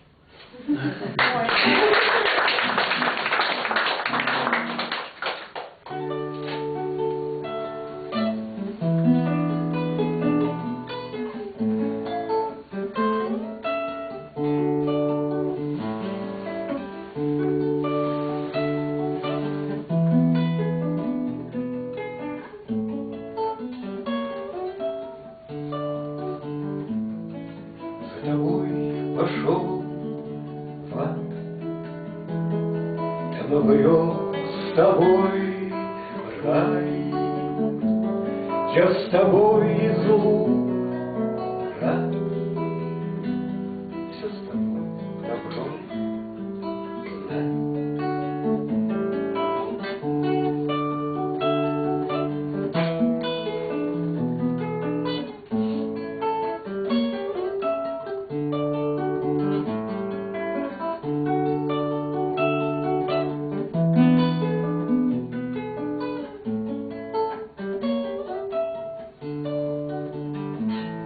Без тебя весь свет тьма, без тебя и пух снег. Нет тебя лишусь сна, нет тебя дышать грех. А с тобой и век миг, я с тобой все смог. Самый главный свой стих и последний свой вдох.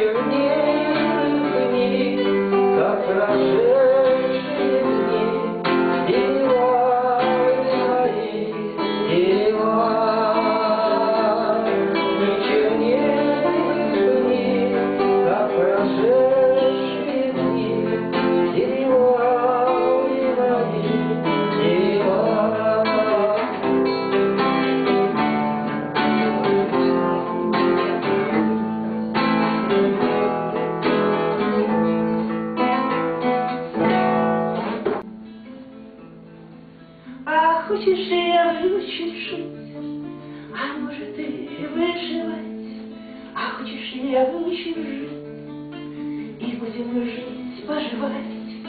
Уедем отсюда прочь, оставим здесь свою тень, и ночь у нас будет ночь, и день у нас будет день. Ты будешь ходить в лес с ловушками и ружьем. О, как же весело здесь, как словно мы заживем.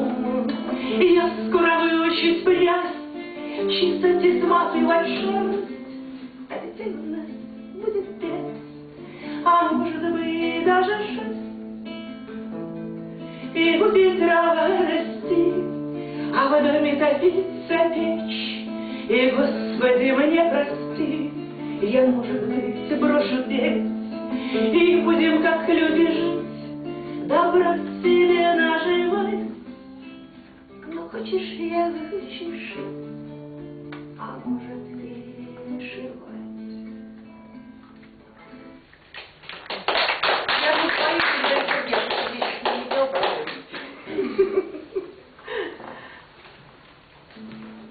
Ну так, все как бы сырое, такое, поэтому волнуюсь, естественно, А ты не да, волнуйся. особенности. Ну, это не в стене. Говорит, Чего психолог волнуешься? скажет.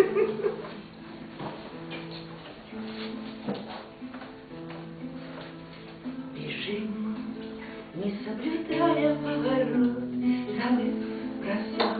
Зачем-то вновь спешим, лишь рядом оказавшийся вдруг дом согрет, предан собственной души, а звезды и густые облака, как песня, разливаясь в небесах, на вас счастливых смотрит свысока. Не остановишь стрелки на часах, а в небе исчезает самолет, тепло надежды унося с собой. Обратный рейс объявлен через годы, и ждет гитара с порванной струной. Как запечатать чувства на устах, которые возможно ли утаить? Пусть разделяют тысячи в верстах, но бесконечно понимание нить и безысходность выводят из сна. Хоть вьется паутиной разговор, и мысли вытесняют время сна, но разрубает связанность топор, а в небе исчезает самолет, тепло надежды унося с собой. Обратный рейс объявлен через годы, и ждет гитара с порванной струной. Лишь шепот хвойно-лиственный манит, лаская кудри у виска и слух. Так сложно разобраться, что внутри молчащих в темноте этих двух. И поросли мохнатой, что вокруг. Коснетесь робко, вы рукой слегка, ей предначертаны, не ранив круг. Ну все, давай, до встречи и пока. А в небе исчезает самолет, тепло надежды унося с собой. Обратный рейс объявлен через год, и ждет гитара с порванной.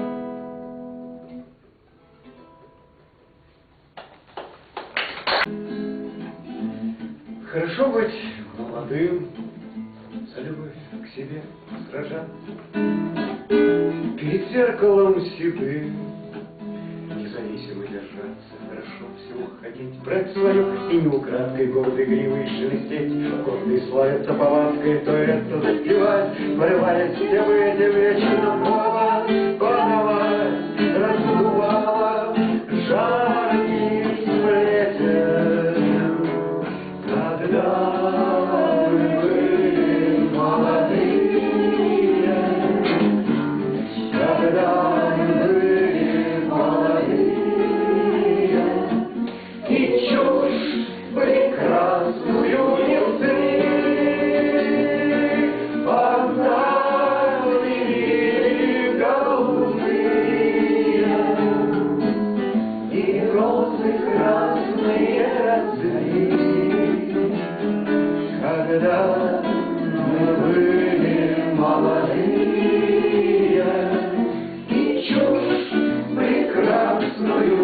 сын. Хорошо ходить конем, власть держать над целым залом, не дрожать над каждым днем. Вот уж этого навала. Хорошо быть молодым, просто лучше не бывает. Мир бессонницы дым среди набивает наши юные тела, закаляет иступление. Вот и кончилась ля-ля, музыкальное вступление. Когда мы были молодые, когда мы были молодые, и чушь прекрасную несли, фонтаны пили голубые, и розы красные росли. Когда мы были молодые, и чушь прекрасную несли. Но пронзительный мотив начинается с внимания, спят друг друга обхватив. Молодые, как в Германии, в невежестве своем, молодые человеки не бумбума берега, свирепые в пугах, и седые человеки, спадя, поднимутся вдвоем. Один уснет навеки. Хорошо быть молодым, просто лучше не бывает. Когда мы были молодые, когда мы были молодые, и чушь прекрасную несли, фонтаны били голубые, и розы красные росли. Когда мы были молодые, и чушь прекрасную несли.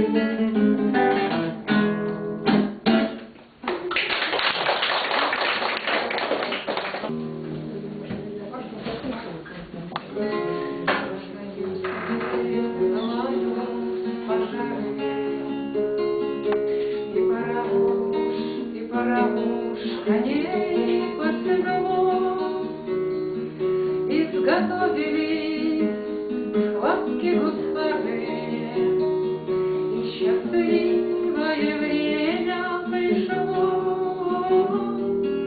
Впереди командир, на нем новый мундир, а за ним эскадрон после зимних квартир.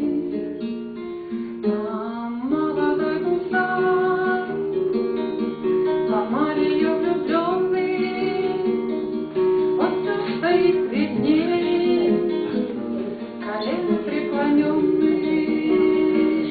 А молодой гусар, по Марию влюбленный, он все стоит пред ней, колено преклоненный. Все погибли в бою, флаг приспущен, и земные дела не для них, и летят они братские гущи, на конях, на крылатых своих.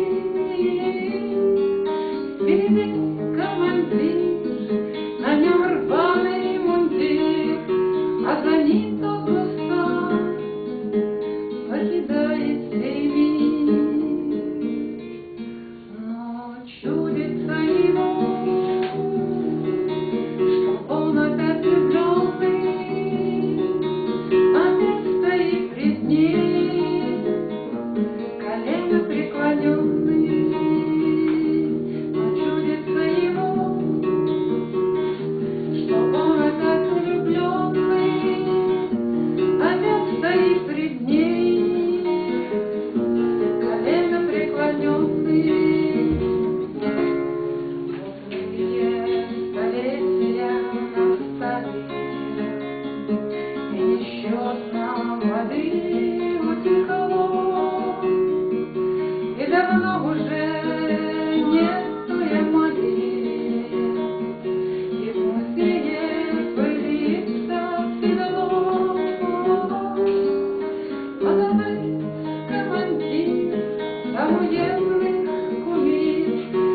свет новых утех, просвещенный нашими. А юный тот гусар, Амалию влюбленный, опять стоит пред ней, колено преклоненный. А юный тот гусар, а юный тот гусар. Журутся незримые нити, не летай высоко под землей, их случайно мой ангел-хранитель зацепил, пролетая крылом. Их случайно мой ангел-хранитель зацепил, пролетая крылом.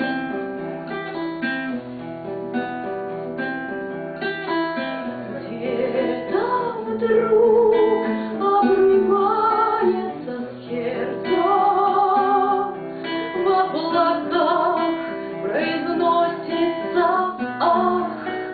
Это падает сердце, белый ангел мой в черных тонах.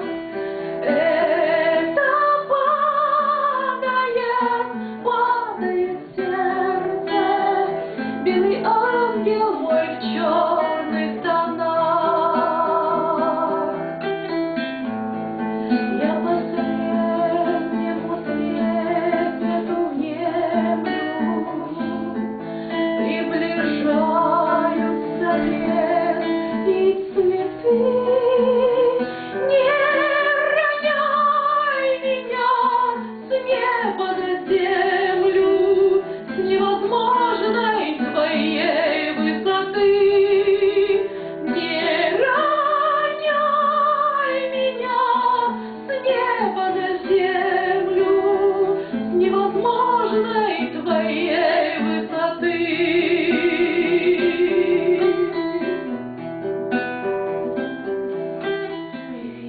Вижу, рвутся незримые нити, не летай высоко под землей, и случайно мой ангел-хранитель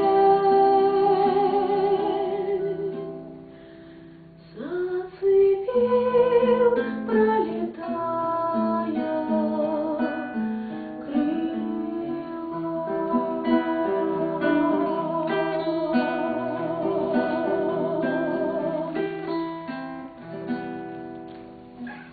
Мысль промелькнула, меня так сразу так долбануло. Нежелание жить не означает желание смерти.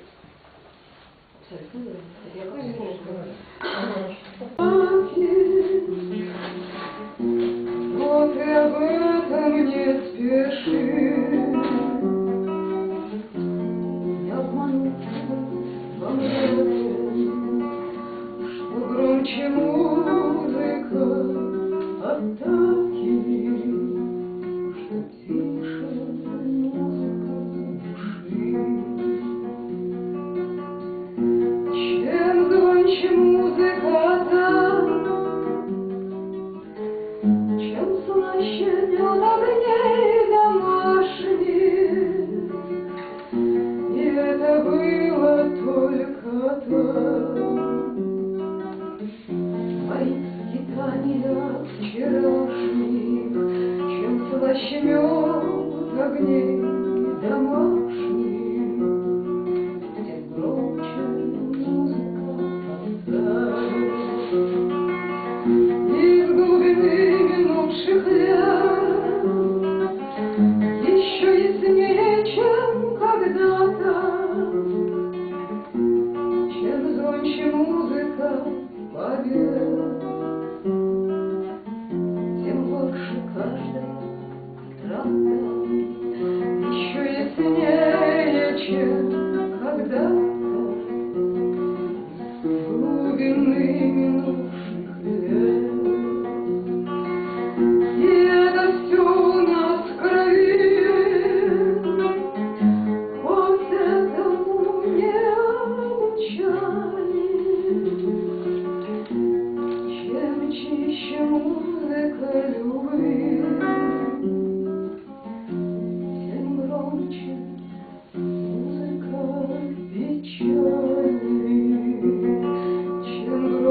музыка печали, тем выше музыка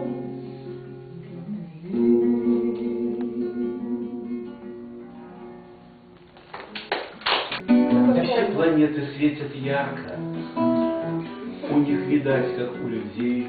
Мне Ленка нравится, да ярко. Какие груди Бог дал ей. Я назначал не раз свидания, все зазывал на сеновал, но все напрасно ожидания, лицом не вышел мой овал. За старой липой на поляночке себе я часто поджигал. Моя молочница да ярочка, какие ж груди Бог ей дал. Сосед Иван, ну тот, что с порохом, конюхом, ну тот, что брал еще афган. Он наглый гад, когда под порохом он соблазнил ее в баран. А я назначал же, блин, свидания, простить измену обещал, ей как быку моих страданий, а я извелся и истощал. Да ты не плачь, Тальяночка, не рви мне душу на веки. За старой липой на поляночке другие кружат женихи.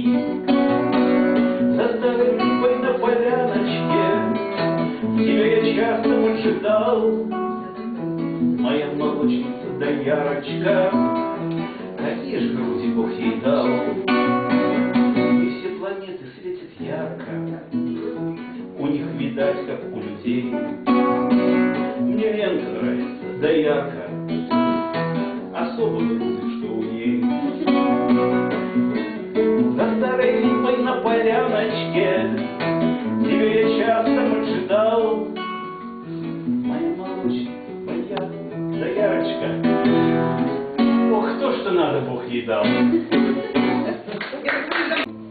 Как тебе спалось сегодня, что во сне увиделась? Полная луна, как сегодня, светом залила цветы. Сердце по тропинке, поле чистым серебром. Яхонты зажгла красинки и сговорилась соловьем. Сердце по тропинке, поле чистым серебром. Яхонты зажгла красинки и сговорилась соловьем. Я глядела из окошка, как трепещет сад ночной. Как мне рассказать про то, что серебро творит со мной? Как тебе сегодня спится, где летают сны твои? Здесь в листве весенней птица тихо плачет от любви.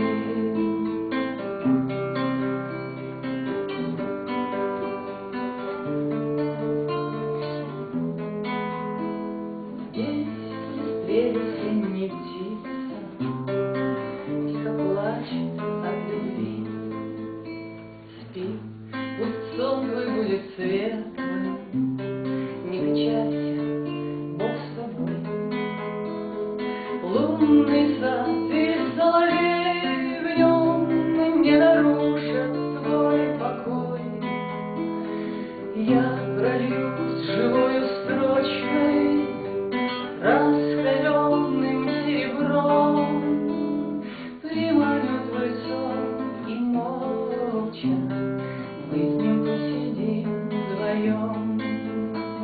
Я прольюсь живою строчкой, раскаленным серебром, приманю твой сон и молча мы с ним посидим вдвоем.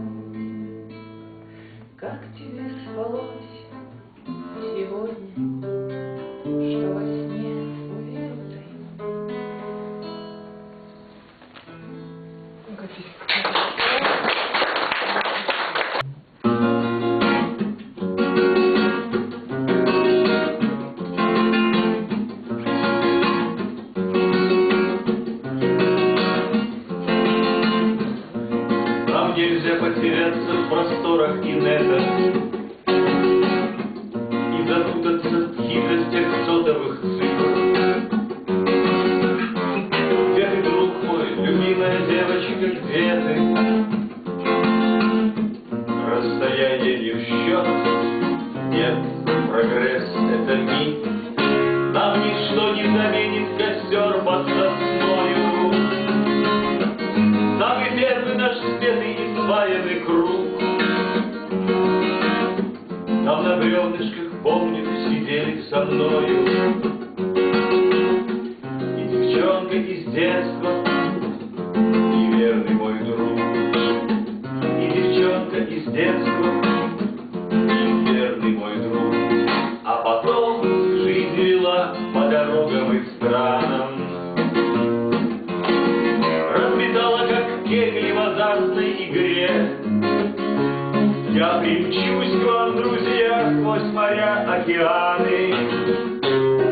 Если нужен, в чем есть, появлюсь во дворе. И мы будем встречаться, пусть даже не часто, под рюмашку, под чай, под пустой разговор.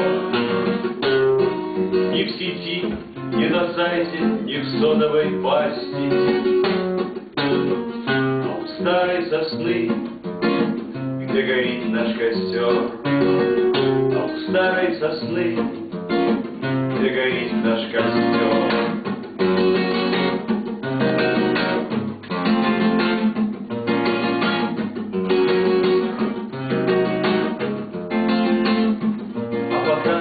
Мы по разные стороны света погоняем авто и пегасов лихих. Но порой в виртуальной сети интернета вдруг находим друзей и знакомых своих. Только этого мало, пространство иное. Важен путь, важно сердце почувствовать. Важно друга так просто коснуться рукою и понять по пожатию руки этот друг. И понять по пожатию руки этот друг. Но опять жизнь ведет по дорогам и странам, и маршруты на картах сплошные тире. Я примчусь к вам, друзья, сквозь моря, океаны. Если нужен, в чем есть, появлюсь на дворе. Так давайте встречаться, пусть даже не часто, под рюмашку, под чай, под пустой разговор. Ни в сети, ни на сайте, ни в сотовой пасти, старой сосны, где горит наш костер, а у старой сосны, где горит наш костер, а у старой сосны, где горит наш костер.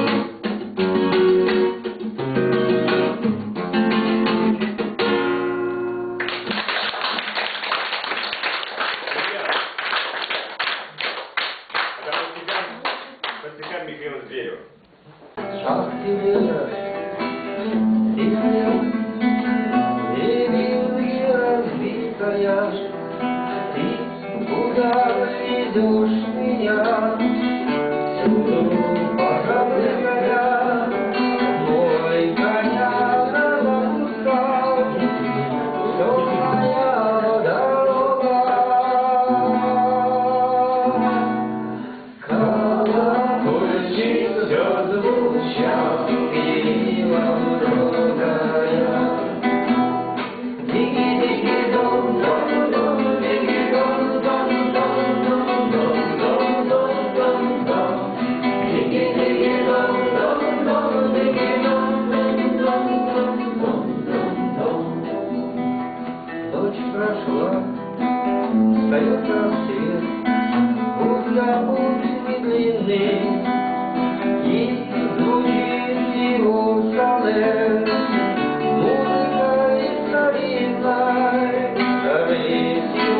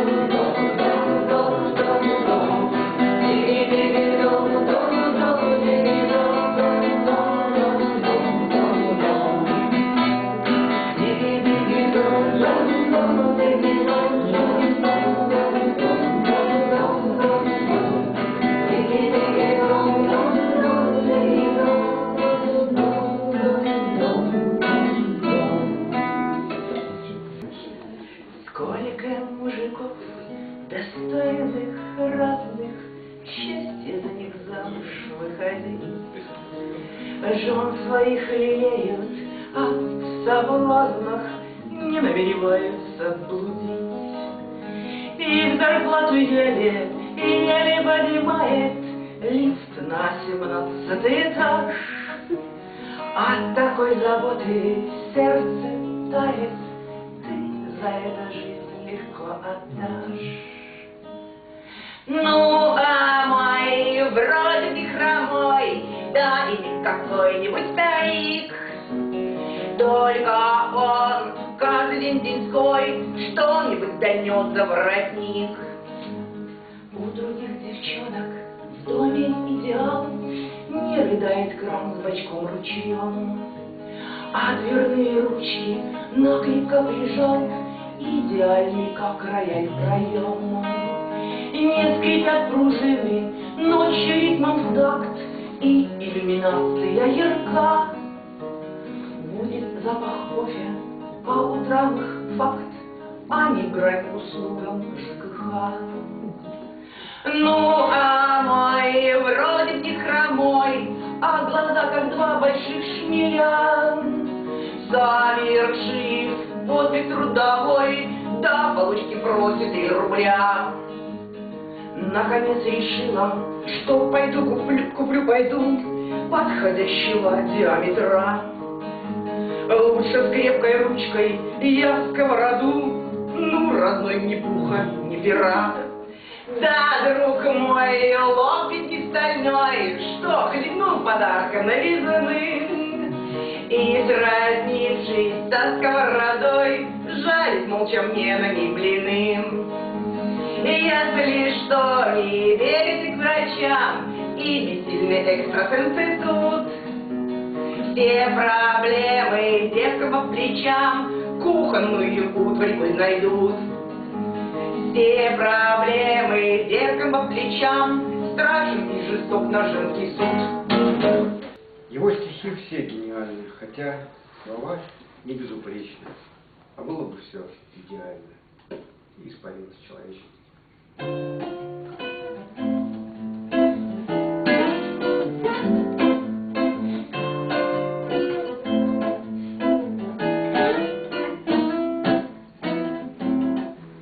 Понад берегом могил по есенинским следам ноги тела волокли в храм к серебряным векам.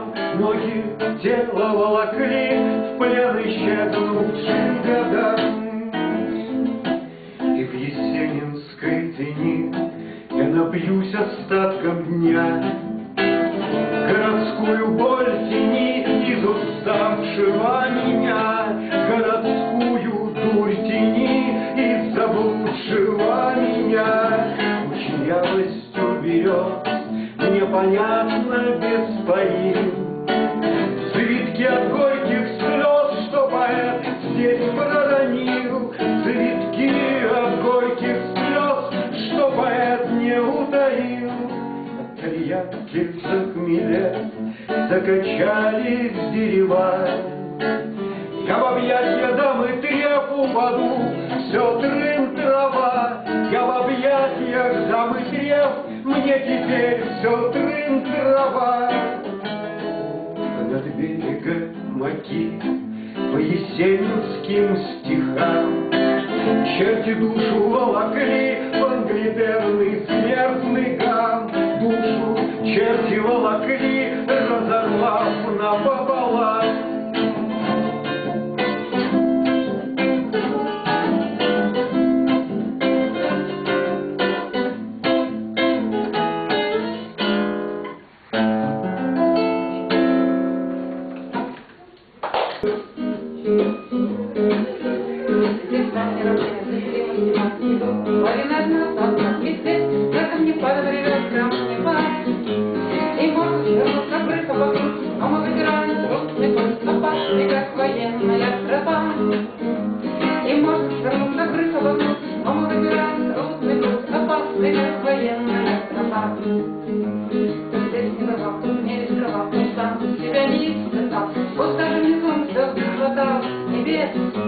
Не то не встретишь, как не зависит свою счастливую жизнь.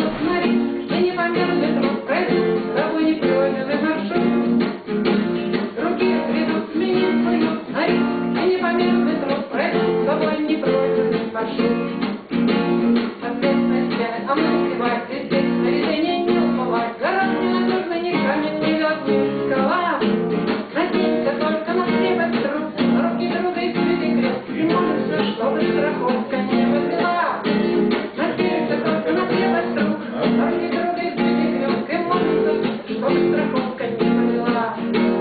Народится бесконечная новость, я в напряжении колени держу, и сердце готово к вершине бежать из груди. Теперь молодой, ты счастлив, а не мы ты немного зависишь, других, у которых вершина еще впереди. Теперь молодой, ты счастлив, а не мы ты немного зависишь, других, у которых вершина еще впереди.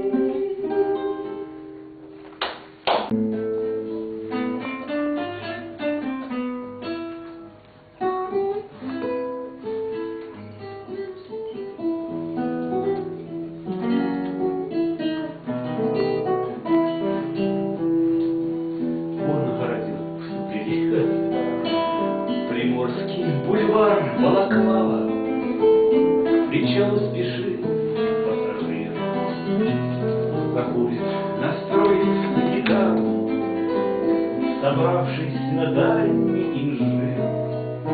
Маршрут шкиперам всем известен, за выход из бухты на рейс. Давай, брат, послушаем песни из старых времен друзей. Давай, брат, послушаем песни из старых равнин друзей. Сын Юра о море расскажет, как мыл хершонесское дно, о старых античных, что душу тревожит его. Меж сосен луна проплывает, затерянный мирная, портвейн на исходе светает, дымятся остатки угля. Портвейн на исходе светает, дымятся остатки угля. Тропой на кордон очень смело, за пивом иду на пленник. Известный есть камень налево, направо тропа на родник. На пляже становится тесно, под зонтиком образ лежит. Всем льется вино очень честно, от роскоши шляпа дымит. Всем льется вино очень честно, от роскоши шляпа дымит. Приморский бульвар снова к причалу спешили пассажиры. 7 литров в чехле для гитары, есть водка, есть пиво и сыр. Маршрут шкиперам всем известен, за выход из бухты на Лейн. Давай, брат, послушаем песен и старых обнимем друзей.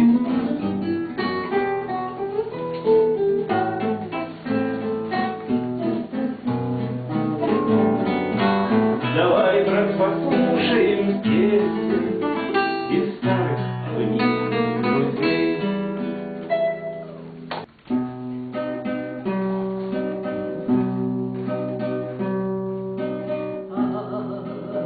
Как перестал под стук копыт, гривами покачивали кони. Ехали казаки по степи.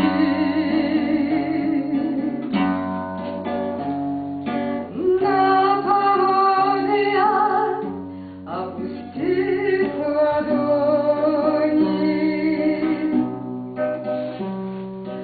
пели немудреные слова.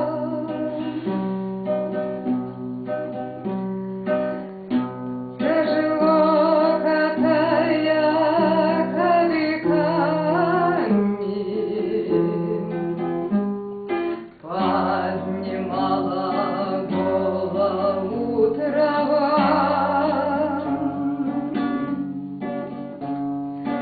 Небо голоса, ковыль да камень. Ехали с войны, к чему печаль? Близок дом, скакали бы, ликуя. Отчего же путник повстречал? Шапкою то слезу сухую, то ли песня тронула его, то ли шрамы на ветру не стыли, то ли к дому через одного. Кони шли под седлами пустыми.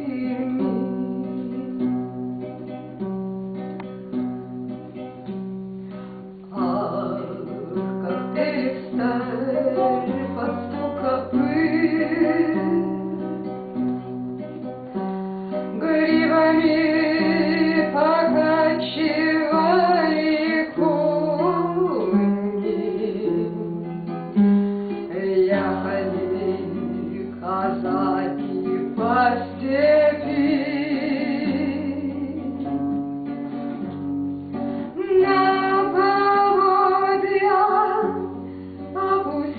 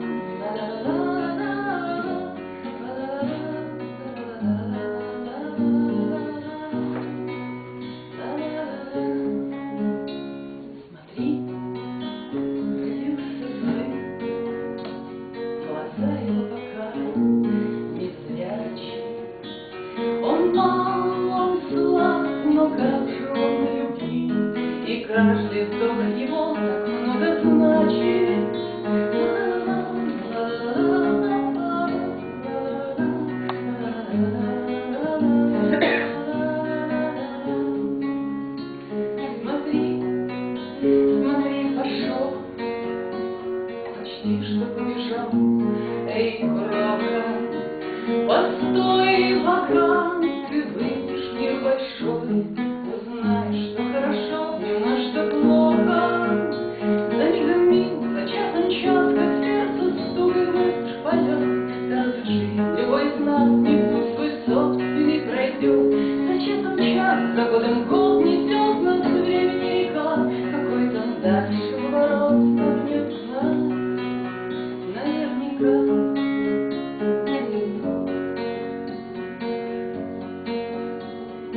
Смотри, влюблен, и мамину ладонь уже не лечит. Какой большой, как быстро вырос он, ах, пусть она его полюбит крепче. Ла-ла-ла-ла, ла-ла-ла-ла,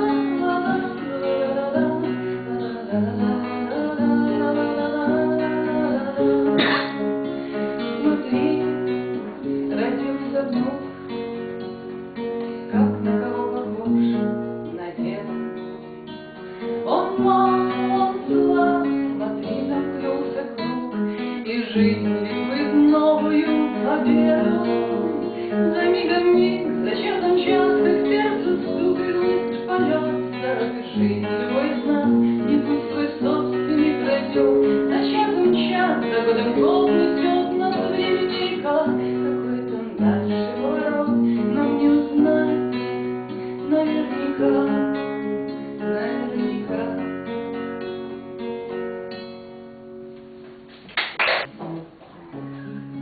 Это по стихам Гальтеровича. Лихтар называется.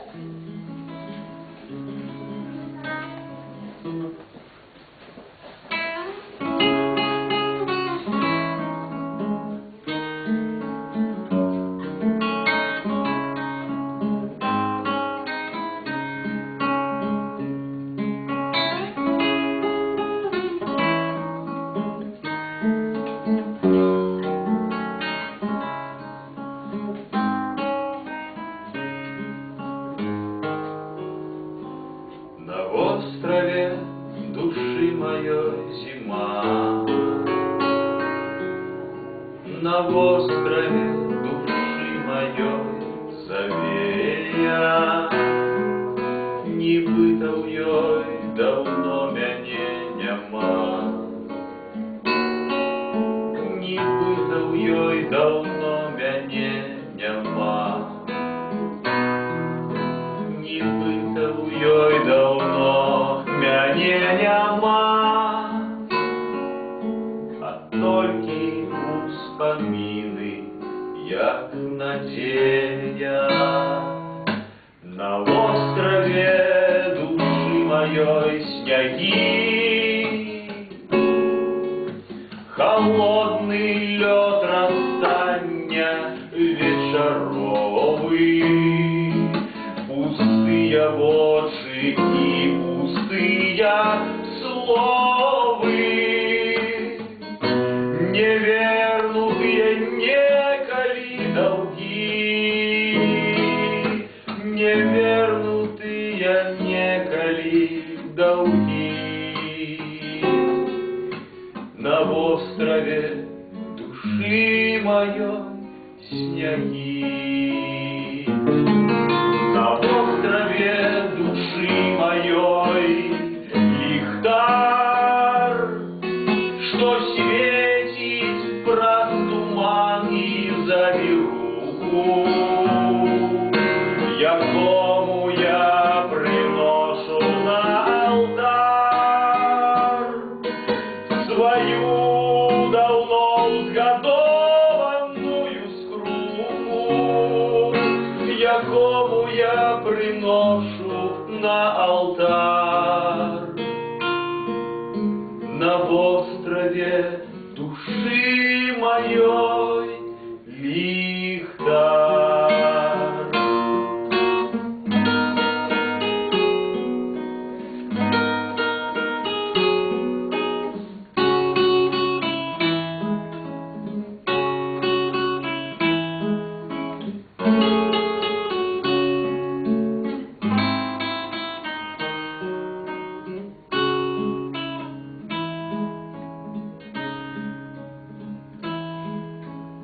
острове души моей зима. На острове души моей завея, не быта в ёй давно мяне няма. Не быта в ёй давно мяне няма. Не быта в ёй давно мяне няма.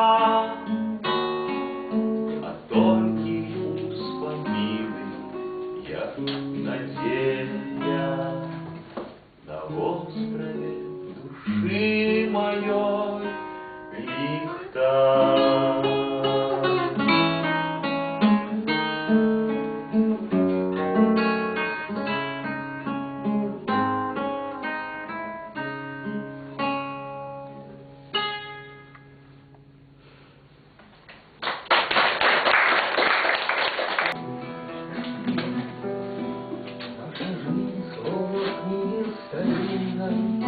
Оказалась историей длинной, оказалась историей длинной, но как много воды утекло, а в финале этой книги старинной мы с тобою сидим у камина, мы с тобою сидим у камина, уцепился мороз за стекло, а в финале этой книги старинной мы с тобою сидим у камина, мы с тобою сидим у камина, уцепился мороз за стекло, уцелевшая чудом гитара никогда не покажется старой, никогда не покажется старой.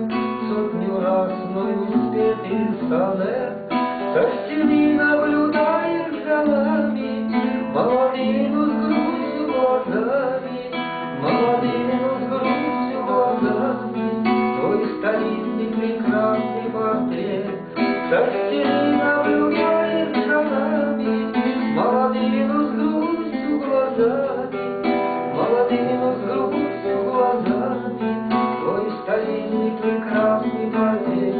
Пусть изменчивые люди лица, пусть годами желтеют страницы, пусть годами желтеют страницы, и в ремонте нуждается дом.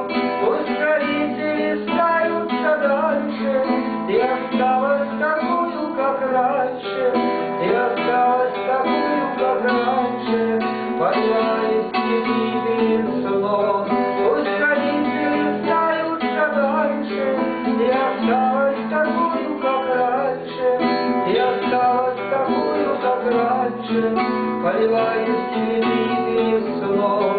Наша жизнь, словно в книге старинной, оказалась историей длинной, оказалась историей длинной, но как много воды утекло, а в финале той книги старинной мы с тобой сидим у камина, мы с тобой сидим у камина, уцепился морозом стекло, а в финале той книги старинной мы с тобой сидим у камина, мы с тобой сидим у камина, уцепился мороз за стекло.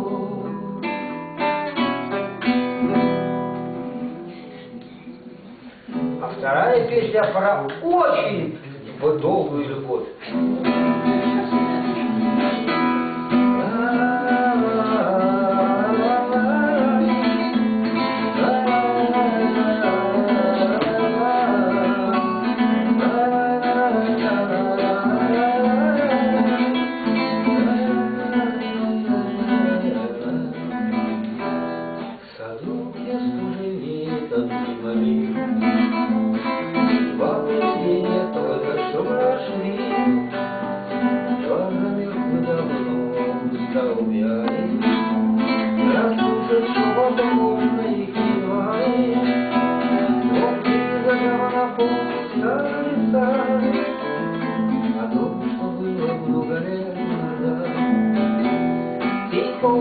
наши прежние свидания, воды ничего вспоминая. Тебе слезы пишешь во след, когда мой глаза стоит.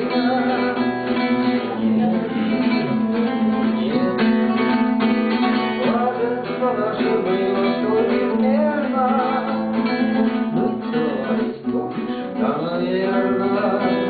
Знаешь, как радуется светла, над ним черного небесного.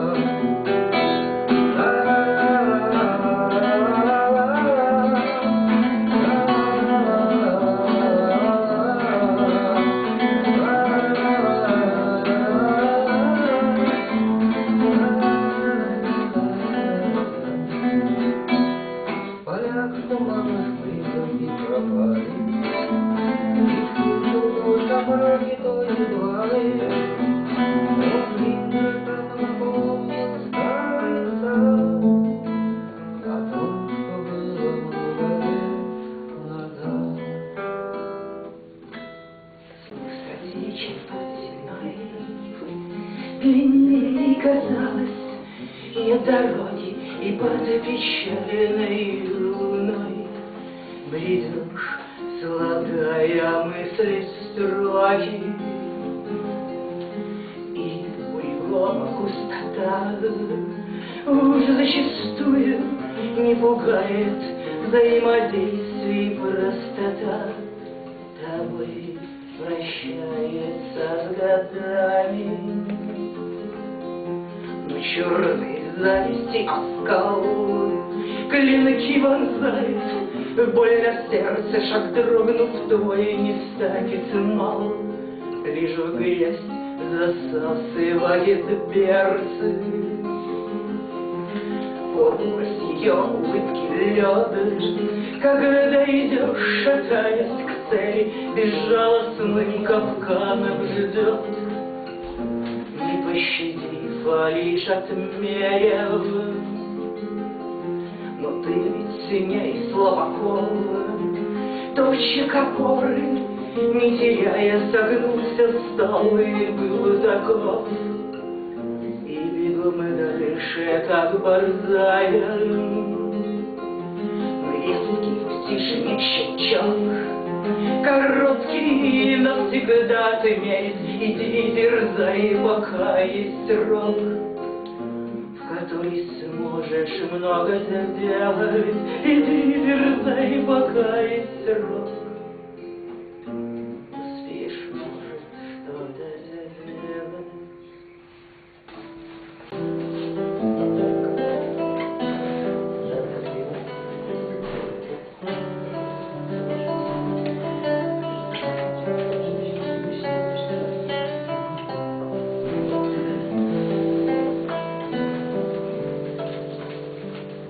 Не виноват, но чувствую вину, когда кто-то по соседству чужое горе так берет за сердце, что собственную в нем ищу вину, что кровь сравнить с магнитной рудой, коль я кажусь себе и прочим странным, отвязанным, бродячим Себастьяном, колюч от стрел виновности чужой.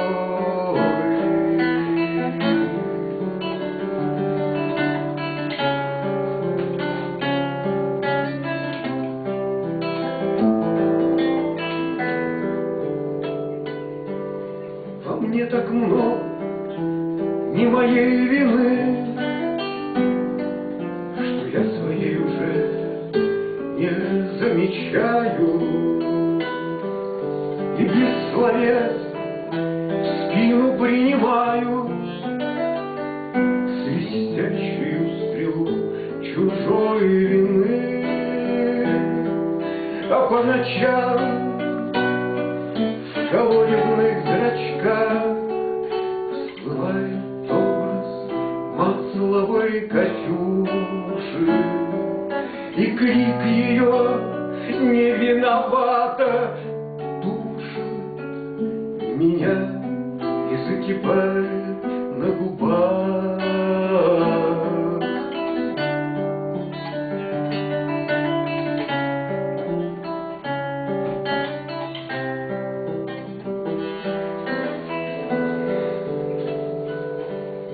Я голову в ладони уроню, земля моя большая, почему жена моя святая, почему не виноват, но чувствую вину. Не виноват, кричу, не виноват, а эхо отвечает виноват. И в желтом небе журавли трубят, не виноват, не виноват.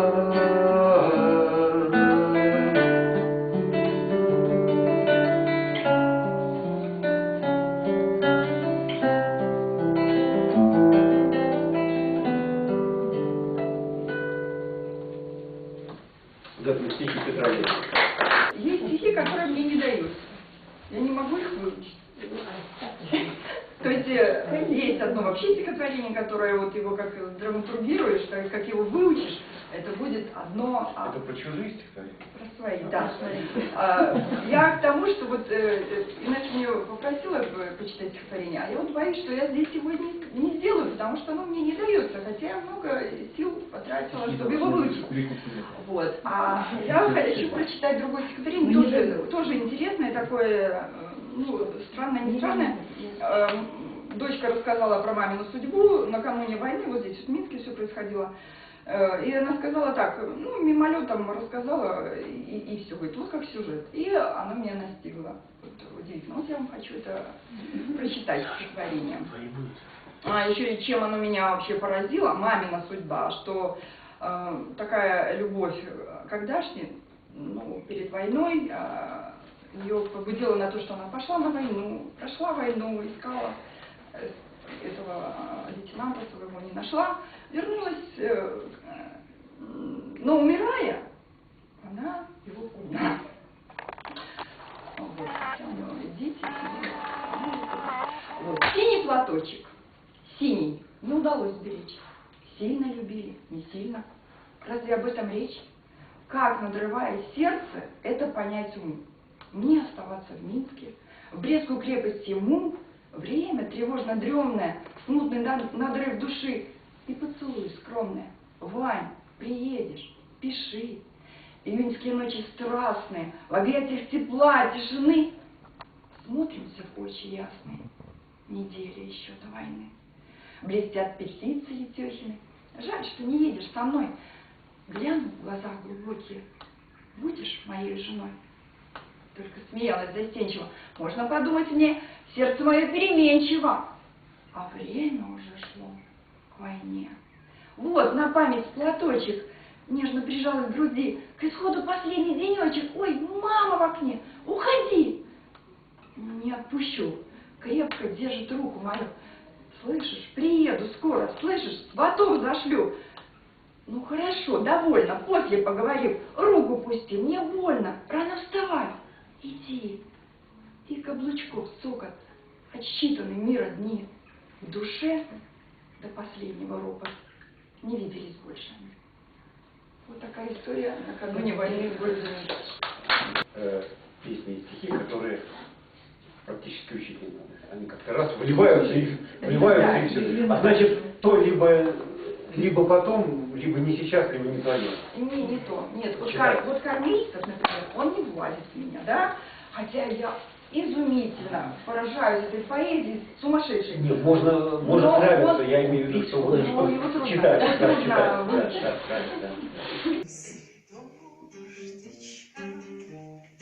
Небеса просторней, голубее вода, зеленее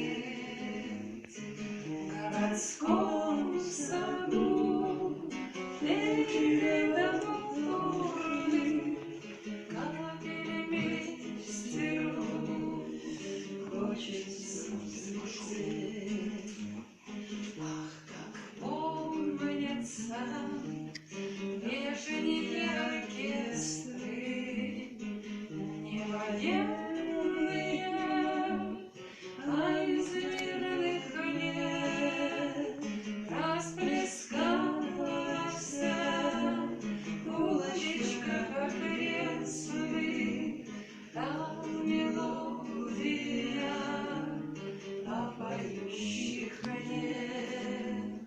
Расплескалась булочка, как ресны, та мелодия о поющих нет. Сами женщины, все они красивые, и черемуха вся на цвету. Может же вина выпадет счастливый, снова встретимся в городском саду. Может же вина выпадет счастливый, снова встретимся в городском саду. Из прошлого, из былой печали, как не сетую, как там не молю, проливается черными ручьями эта музыка прямо в кровь мою. Проливается черными ручьями эта музыка прямо в кровь мою.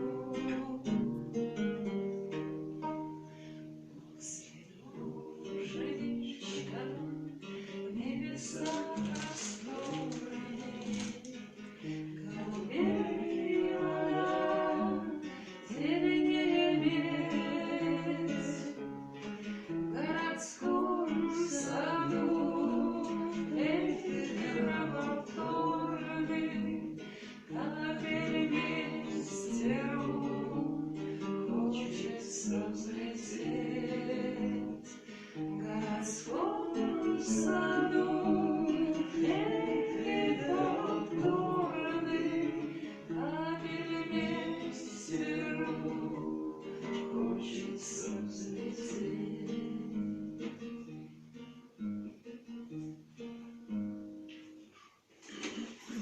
Преломляюсь с пальца кольцо, притворяюсь, легче лишь высь. Покоряюсь, за что есть держись. Прикрываюсь взглядом в упор, привыкаю, следом укор. Придираюсь, вера хлебка, придуряюсь, в гипсе рука. Примиряюсь, так теперь жить, примиряюсь, чему надо быть. Окрыляюсь, в лучшее верь, провожатый, где ты теперь? Оглянулась, лишь один след, улыбнулась. Чувствую свет, отступаю, малодушья бред, но на краю отречения нет. Соглашаюсь, хоть время в обрез, соблюдаю ближнего интерес. Все по вере и давай в путь. В самом деле действуй и будь. Подвигаюсь, и цель ясна. Отступаюсь, и как в поле сосна. Знаю точно, каждый день нов. Нету правил, каменных основ. Заземляет мысли поток. Удивляюсь, где их исток? Прослезилась, режет ноша руку. Пот стекает, сдуло с носа тоску.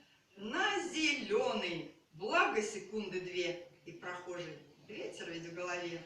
Боль пронзает, значит живешь, отползает зависть его.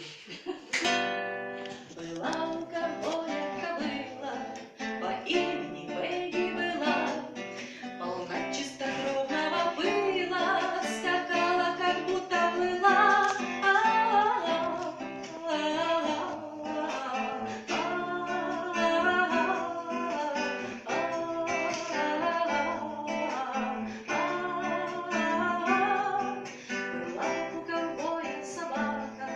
Повсюду снегу сапога, она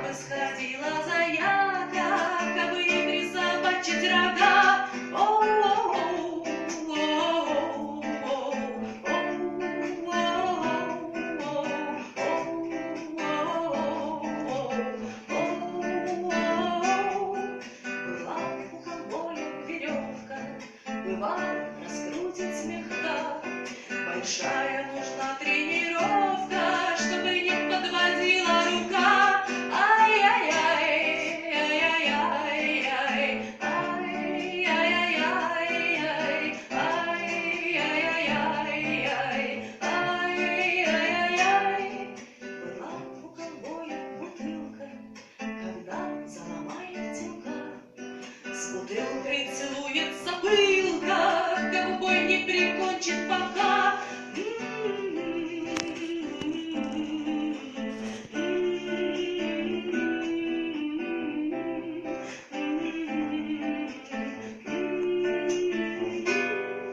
Что ладно, ясно, бутылка, когда не она, ой-ой-ой, ходила в кобылу обылкой, в петле выболтался ковбой. Ой-ой-ой, ой-ой-ой,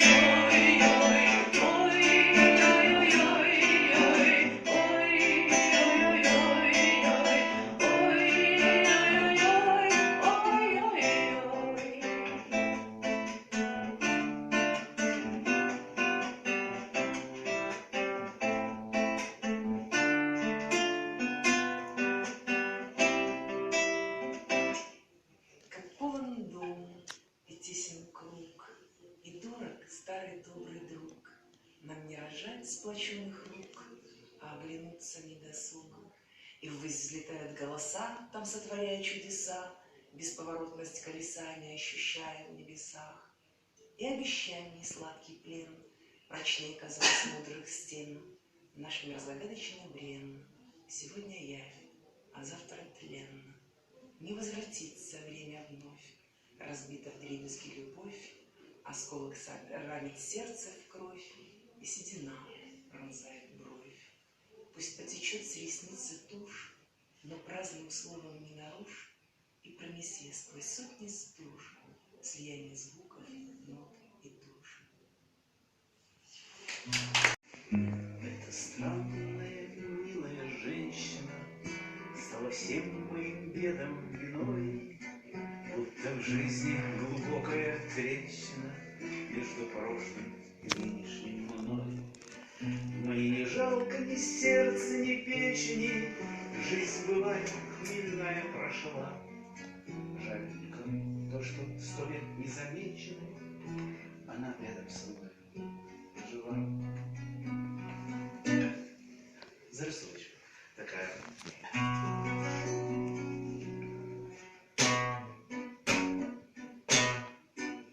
Дело было промозглым вечером, я решил перед сном повеситься.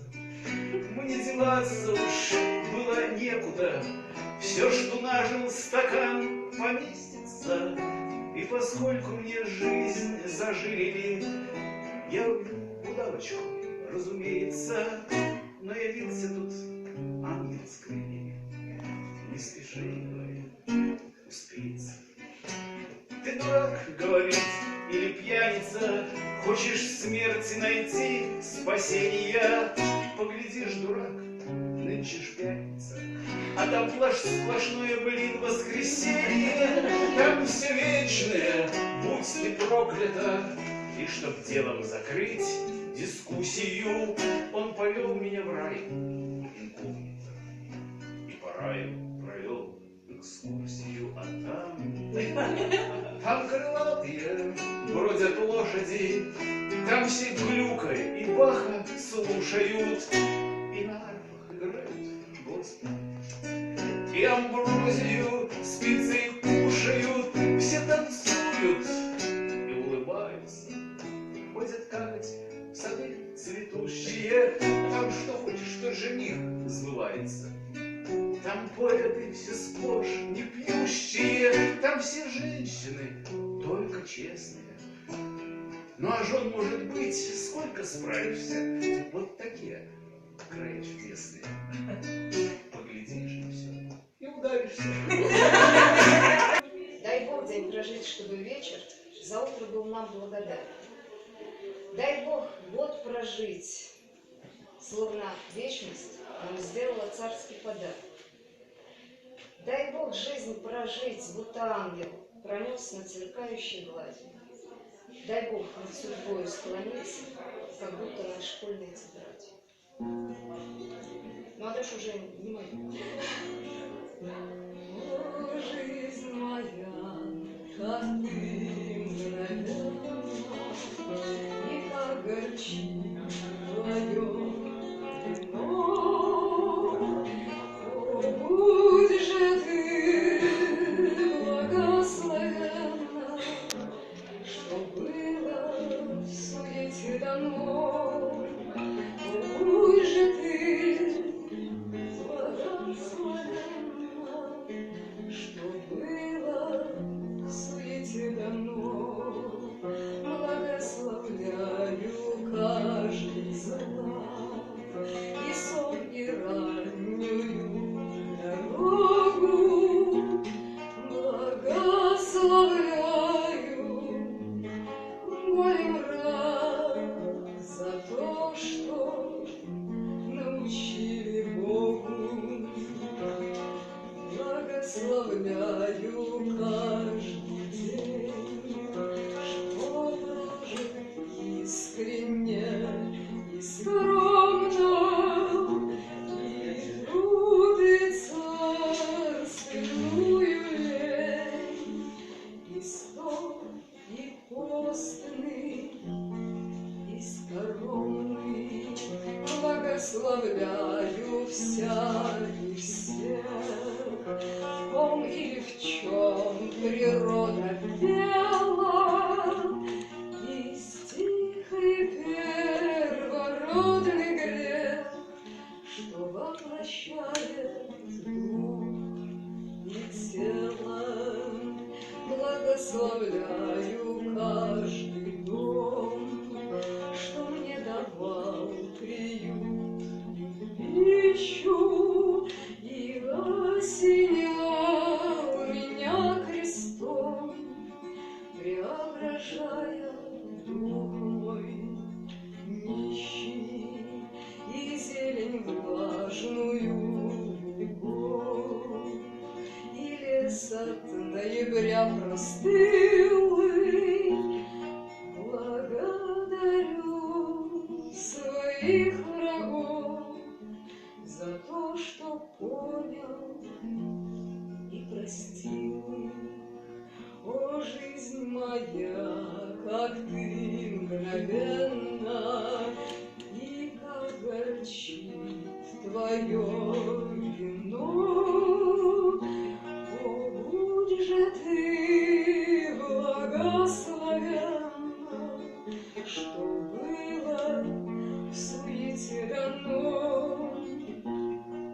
О, будь же ты благословенна, что было в суете дано.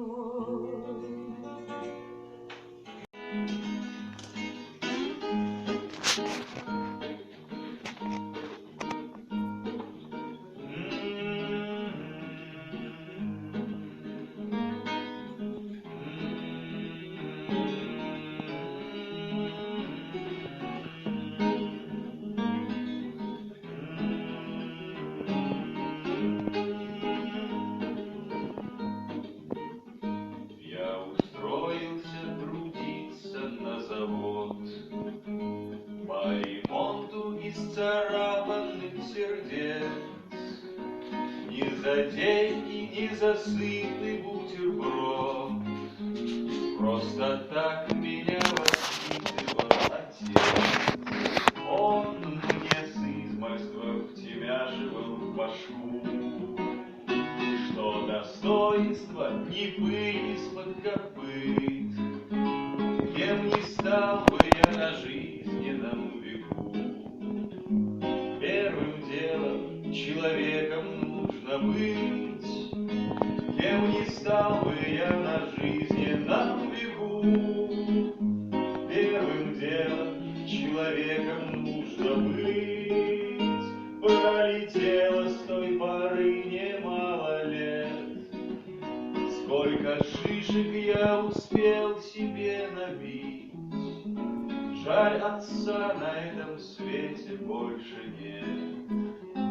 Но засело, человеком нужно быть, первым делом человеком нужно быть.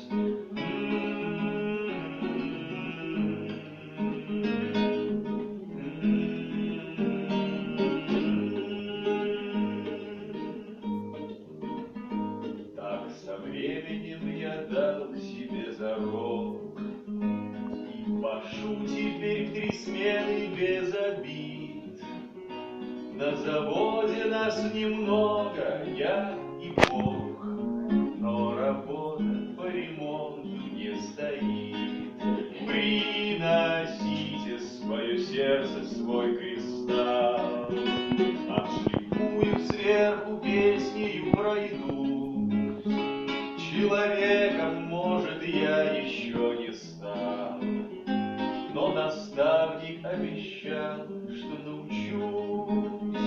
Человеком, может, я еще не стал, но наставник обещал, что научусь. Я стараюсь потускневшие сердца, начищаю, чтобы было чем любить. И горит на небе заповедь Отца. Первым делом человеком нужно быть. И горит на небе заповедь Отца. Первым делом человеком нужно быть.